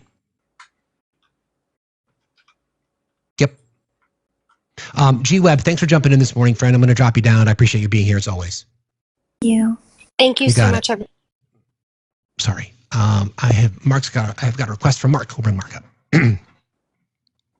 This is a great conversation, friends. Please continue to gift our panelists. I appreciate you all. And thank you for helping me get the gift goal today. Thank you for that, Hector. Mark, good morning. How are you today? Mark, are you there? Mark. I guess not. So it's funny that you brought it up because I didn't want to go there, Thick, but regarding universal health care, just another example in our system that problem that I just described to you guys would not have existed because it wouldn't have been a concern. You know, my family dynamic at the time was extremely different. I won't go down that particular road, but it's just another example of how we are punishing ourselves because of the system we live in. Well, it also very much leads to the gender pay gap. I mean, men talk about it all the time. Women taking off work, it's because we're expected to do those things. And I really appreciate that you were there for your daughter and didn't let that stop you. I'm also grateful that I had an employer at the time that was supportive of it. So I'm not blind to that. I'm grateful, and I know that I'm fortunate that I was in the position that we were in. But you know, I always think about my boys too, because my boys had to sacrifice a lot because it was a 4.5 year stretch that my daughter was. You know, she got cancer. We thought we were out of the woods. It recurred. So it was like a 4.5 year stretch of her childhood, but their childhood as well. They were impacted by that. And I was concerned about resentment. I was concerned about how they would approach their sister because they had to sacrifice so much. And I am so grateful that they don't have that. Their sister annoys them, which is fine. She annoys me at times, which is normal. That's totally fine. They annoy me too, but that's it. They don't look at it that way. And I'm grateful for that. But I can see where that would have been an issue for a lot of families. And I just want to encourage men. So if men are out there and you are in a situation, and I hope you're never in the situation that I found myself in, participate in that, because not only is it something that you should obviously do, but it is one of those moments in your life unexpectedly. Talk about creating a bond with your kid, knowing that, you know, your kid will never forget that. Your kid will never forget that you were by their side, because there are sacrifices in life you should make. That's not one of them. Don't sacrifice opportunities to be with your kid, especially in those moments where they need you the most. Hopefully that makes sense. Okay. Good, Drew. EHB, I never said that OCD is weaponizing competence. Try again. Hey, Drew. Good morning. Thanks for being here. Hey, Steve. Good morning. Hey, Hector. Hey, Thick. Hey, Kristen. This has been a great live this morning, and I wanted to thank you all for your participation. And I've learned a lot. I want to thank you for that profile picture because I about spit out my water. Hey, I got to represent, Hector. I got to represent. Steve, just on an off note before I get into what I was going to talk about, this whole quote-unquote male loneliness epidemic, the song that I've been listening to a lot lately, I don't know if you watched the Billy Joel documentary, but I've been listening a lot to a song called Angry Young Man. It was written in 1979. Read the lyrics of it. It applies perfectly to today. Good point. It's kind of scary that's happened throughout history. But the main reason I'm calling in is I'm a father of a 7-year-old boy, and you know I've kind of spent my life trying to make that progress. You know, I've fallen short no more times than I care to count. I try to be the best husband that I can. I've fallen short in many accounts. And I just see how boys and men are at this moment in our time. And I'm terrified for my son because I want to guide him the right way. I want to do the best for him. And I want him to be the kind of man that I've fallen short of becoming. I want him to be a better man than I ever was. And I want to know what you guys' thoughts are on doing so. I mean, what is the right path? I mean, I think in some ways I've kind of, you know, I'm present. That's a start. I'm always here. I'm the one, his primary caregiver. I'm the one who makes him his lunches, takes him to school every day, picks him up every day, reads him stories every night. But I want to make sure that I'm doing the right thing. So I'm kind of wanted to get some thoughts, you know, particularly from Kristen from a woman's point of view as to what's important to teach a man. But also I'd love to hear from Hector and Thick about what do I do? I mean, what is some focuses that I can help them to grow up to become the kind of men that we aspire to be every day? Kristen? I'm not a parent, so I don't want to be an expert on here. I have been a teacher. Thank you for that thoughtful question. There's a myriad of choices here, but I would just really encourage, because you said you read to him, read him Story of Heroines. Make sure that you're not picking, text that's just patriarchal information. It's really important, like we even see this with gaming culture. There's a big divide on introducing women into those spaces as heroes or as protagonists, and I think it's really important on an early note to showcase that women can also be, what we typically consider masculine traits, like powerful and honorable. I think that would really help. I love will that. definitely do that. I love that idea. And I want to look into that a little bit more because I've read things like Matilda. We've read the Junie B. Jones books, things like that. But I want to find more heroines that I can just present not as, hey, this is a woman doing great things. This is a hero. Like losing it's just a person doing great things. I totally agree. And if anyone in the chat has great recommendations, feel free to send them our way. I would love to compile a list as well. That'd be fantastic. And Drew, just to point this out, you're doing so much more than so many. So Yes. don't let that don't let that miss you, because you're doing so much more than so many. Just the fact that you're acknowledging that you spend time, you're the caregiver, you're making lunches, you're reading stories. That is so much more than so many men give, and it's just some of the, I miss it. I mean, for me, the empty nest for me is real. My daughter's about to graduate high school next year, and I miss those days of scrambling to figure out, shit, there's no food. Well, okay, it's going to be bag of chips and some apples today for lunch. As stressful as that was, I miss it. So the fact that you're doing that, and I don't consider that the bare minimum. I mean, sadly, it maybe is, but I don't think you should diminish the fact that you're doing a lot. So I want to hear from Thick and Hector on that topic as well, since you asked. So I do agree with Kristen. I think like it is important to sort of broaden horizons in that regard. But I also I don't think that there is there is no like cheat code. Like, kids are effectively social experiments that we are bound to fuck up one way or another. That's true. Yep. Sad but true.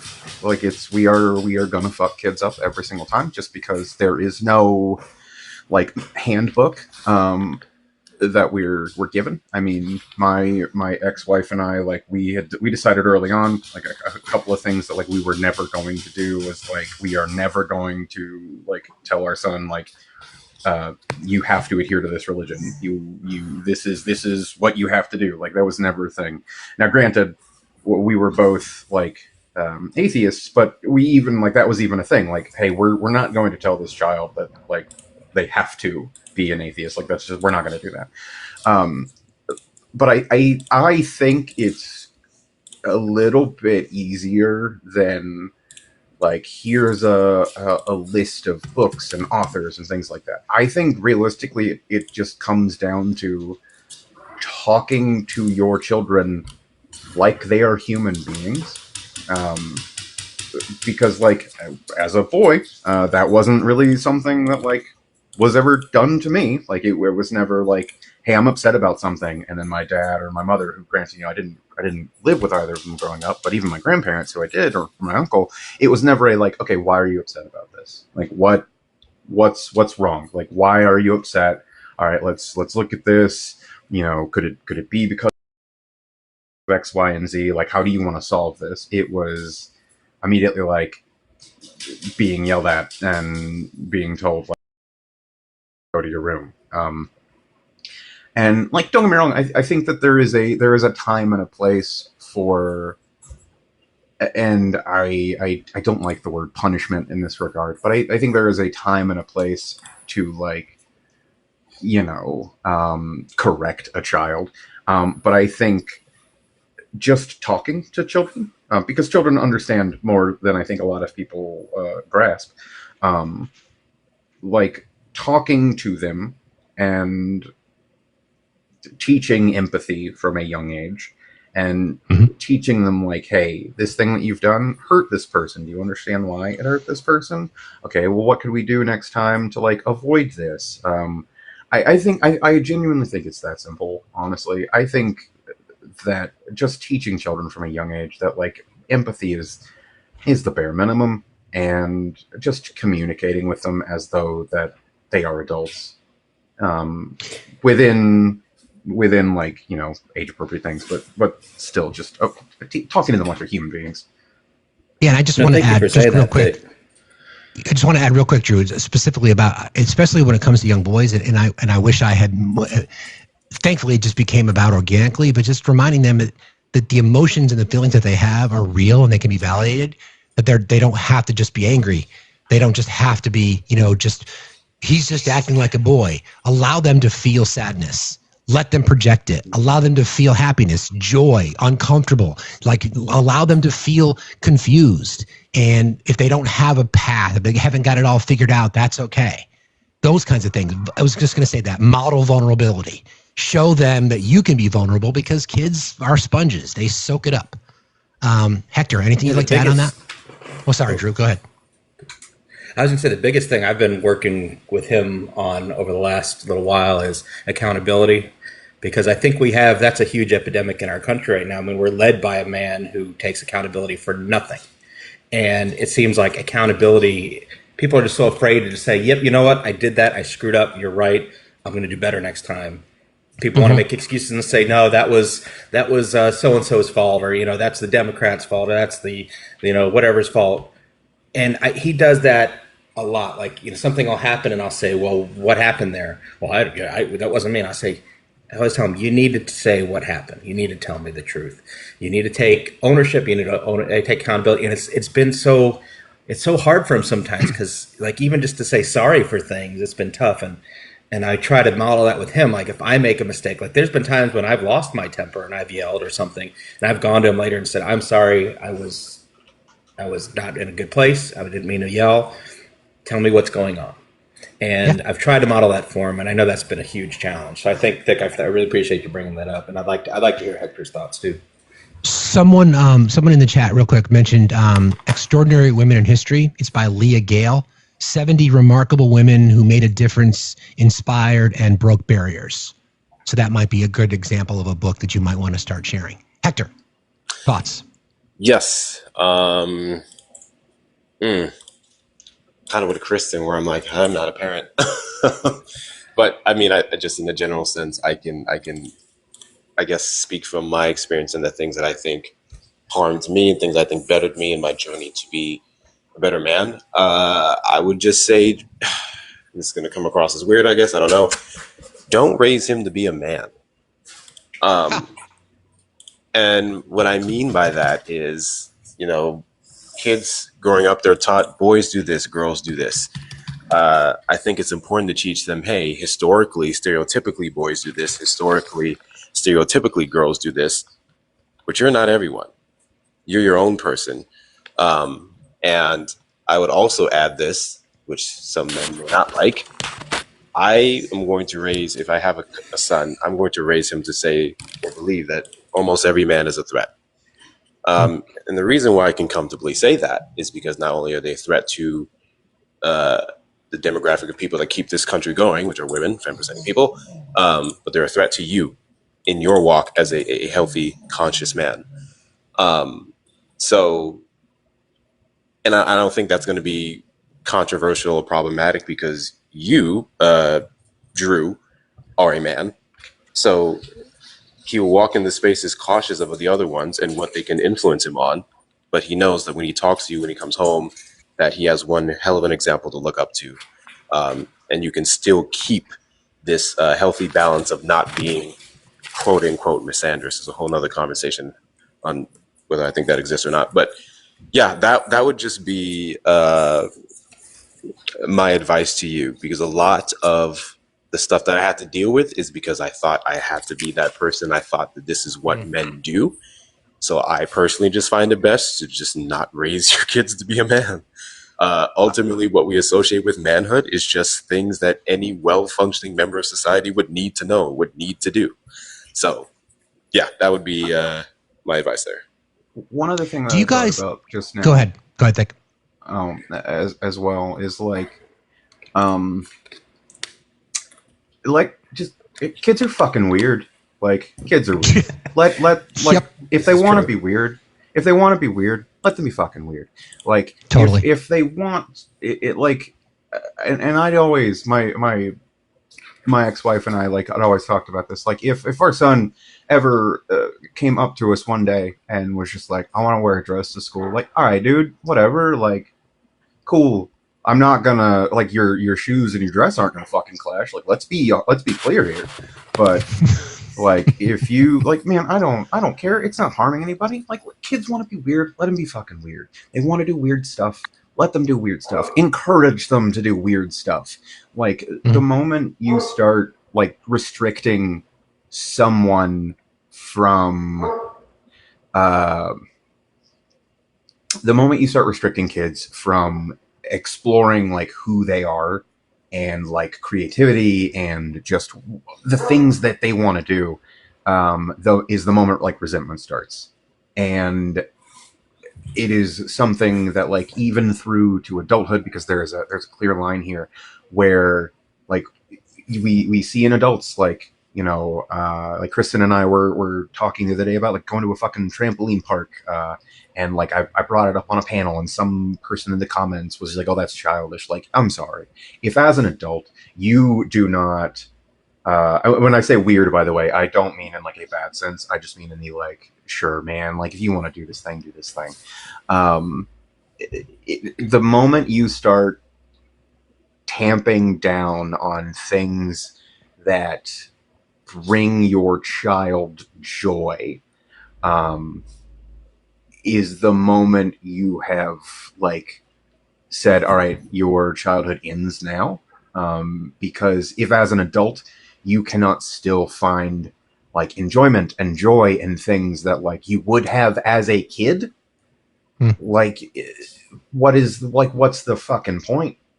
Like, there's a lot of things that, like, as a kid, I still fucking love to this day, and they still make me incredibly happy. And if that is, like, childish, like, I don't care. Like, that's your problem, man. Like, if your life is so, like, drab and dreary that, like, the things that you enjoyed as a child you still don't enjoy to this day, that's on you. But I think it's just important to not, like, let kids do the things that they want to do, as long as it's not bringing them or anyone else harm, and it's not, like, going to potentially result in harm for anybody. Just encourage them to do the things that they want to do, whatever those things are. And then this goes back to the whole system, right? So when we were young, I'm a little bit older, just a little bit older than the four of you, just a little bit. Kidding, I'm a lot older. Anyway, so, like, 30, 37. Exactly. Yeah. Totally. Exactly. God, that's awful. Whatever. Moving on from that conversation, we were taught, right? You know, you went to college, you got a job, you worked for the man for 40 years, and I fell into that trap myself, and that's just how we were raised, right? It's unfortunate because you know, follow your dreams, right? But most people didn't. So the conversation that I've had with my kids is like, you figure out what you want to do and be passionate, whatever it is. The rule that we have in our house is whatever you do it with all you got. Put all your passion into it. So if we can change society to say, if folks truly decided that they're going to follow their pursuits and follow their dreams, because then it's not work. Then you are living your life. Yes, you got to pay your bills. I get it. Yes, we have to participate in capitalism. I get that too. But we have to shift the mindset. And I believe that is a way that we can push back against patriarchy, because the expectation is we're all going to be workers. We're going to follow the rules of the system. And what do capitalists want? They want the money. They want the worker. So if we, the rest of us, can say, all right, I'm going to follow my pursuit, whatever that pursuit might be, whatever it might be. If you are happy doing it, then it's joy. And somebody said this in the chat. As we've gotten older, we've forgotten what joy is. And I'm with you, Dick. I mean, there are still things that I do with that I wish I could still do with my kids, because they're just older. They have their lives now, that I miss that shit. But I did them with them because I enjoyed them. Like, I enjoyed going to trampoline parks. I enjoyed climbing trees. I enjoyed when you go to pick apples in September in Vermont. You're not supposed to climb the apple trees, but all the best apples are at the top. So we would sneak somebody up there to get the best apples at the top. And they still talk about that kind of stuff. And I just wish we could all get back to that. Elements of joy in our lives, right? We've just forgotten. It's such a great point because, and it makes me sad, and something that I'm working on with myself is one thing I struggle with is being present because we have so many distractions. So we got a little computer in our hand that can show us videos and do all kinds of stuff any time of the day. With all the responsibilities of work and taking care of the house and taking care of the dogs, I find myself sometimes like not taking the time to be like in that moment with him. And I have to kind of slap myself around a little bit and say, you're here now, enjoy this moment. Cause you know, he's in second grade now. It's like, how did he get to second grade already? And so I'm trying to, that's one thing I'm working on with myself is being present and having that joy, like showing him just having a great time when I'm with him. Like we recently went on a vacation. I took him go-karting because it's what I wanted to do. I said, let's try this. And he was a little hesitant about it, but he sat in the little passenger seat and I drove him around and he had a blast because we were having fun together. So it's little moments like that. And I know you want to have some other folks up, but one last point I want to make is, and you guys brought this up, I don't understand men who didn't change their kids' diapers. I'm sorry, I'm never going to understand the mindset there because as a man, I mean, I'd worked with kids my whole life. I had not worked with babies a lot. So I was very worried about that aspect. But God, I missed that time. I really missed just that whole period of time. And I changed 90% of my son's diapers. And it's gross, but it's also like, it's hard to explain the bonding that you have with someone like that. I mean, men, just take care of your kids. Be there for your kids for everything that they need and be better. Thank you, Drew. And thank you, everyone. I really appreciate it. You got it. See you later. Take care. Appreciate it. Thank you, Drew. I have to wrap a little bit earlier than expected today. Just got a little bit of a tiny little capitalism emergency that I have to deal with. I want to apologize to everybody, but this has been an incredible conversation. As we always do, I want to give everybody who's on the panel last words. I'm going to start with Hector, and we're going to get on the list. Hector, final thoughts today. Absolutely. Going back to your point about still enjoying things, even as an adult that we would as kids, the way I light up whenever I see monkey bars needs to be studied. That was my shit. Oh my God. I love me some monkey bars. And it's I want to say like maybe a week ago, I'll make this quick. A week ago, I was driving past a park and I saw the monkey bars and I just felt something in me, like just brought back this happy memory. And on the one side of my brain, I said, I just need to just take a 30 minutes to an hour one day, go to a park and just go on the monkey bars. And then immediately upon thinking that, the next half of my brain was like, what are you talking about? You have shit to do. Da, da, da, da. And thankfully, I'm at a place where I'm at now where I was like, shut the hell up. Told that other half, shut up. And I'm planning to do it. I don't know when, but I'm going to do it. And this is what we all need to do, but specifically men. Or backflips out of the swing. Absolutely, I'll still do it. No doubt. I'll break my back. I shouldn't do it, but I'll still do it. But that's a really good point, Hector. It's a really good point. But yes, on that note, again, appreciate this live so much. Appreciate you, of course, Thick and your peach cobbler muffins. Appreciate you, Kristen, and everything you do on this app. Y'all enjoy the rest of your day. Hector, thank you, brother. I appreciate you, buddy. Thick, final thoughts, buddy. I usually whenever somebody gives me the opportunity on panels to give final thoughts, I usually like crack a joke or just say spay new to your pets. So it feels a little odd to not do exactly that. I don't know, just like I think if men just took like a couple seconds instead of immediately reacting to like situations, to just stop and like give it a modicum of critical thinking. Things in general for you would probably just be better. I don't think that I don't think that a lot of these things are all that complicated. I don't think that a lot of these things are so intricate that like we have to do a full like fucking dissertation to like really understand them. I think a lot of times it just comes down to like just pump your brakes, man. Just pump your brakes. Think about this. Like think about it critically. Like just zoom out. Give it like try to tear it apart for yourself, even if you believe in it. Like try to like go, okay, well, why might this be wrong? And I think you will find that in the long run, like you're probably just going to be happier in general. And also spay and neuter your pets. Thank you, brother. I appreciate you jumping in today. It's always good to talk to you. I'll talk to you later. See you, man. Kristen, my friend, I want to again thank you for participating in this. I could not have picked anybody better to do this with me. So I want to thank you. Final thoughts from you. And please, again, the floor is yours. Take as long or as little as you'd like. I wanted to first thank you so much for having me in this space, and to yourself and my fellow panelists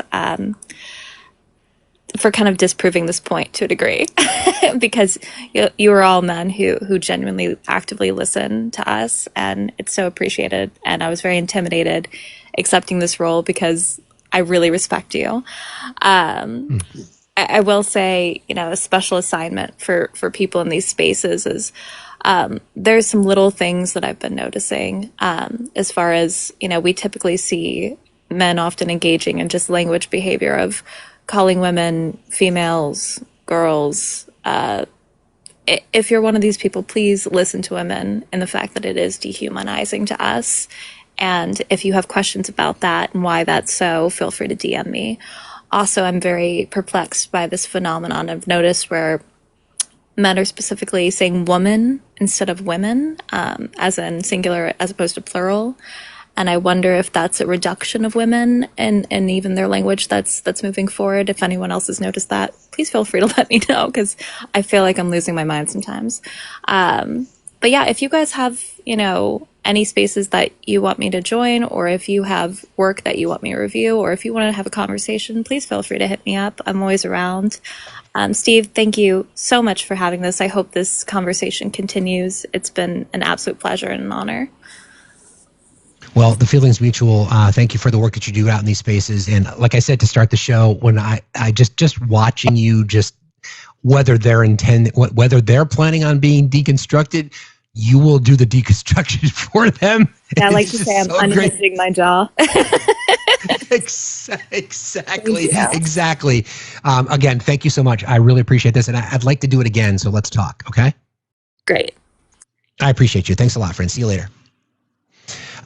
That was amazing. Thank you, everybody, for participating in that today. Hopefully you found this beneficial. And I just want to thank all of our guests and all of our panelists today, and my co-host, Kristen. Thank you all so very, very much. Thank you, mods. I'm not so sure yet about Facts After Dark tonight, friends. It's something that we do on Friday evenings. I don't know just yet, but depends on this capitalism emergency that I've got to deal with. If we do go live, it'll be here at 7 p.m. Eastern time, but I'll let you know. Thank you, mods. You guys are amazing. You guys are the smartest chat on TikTok. We're going to raid. Let's go. What? Do what you got to do. I love you all very, very much.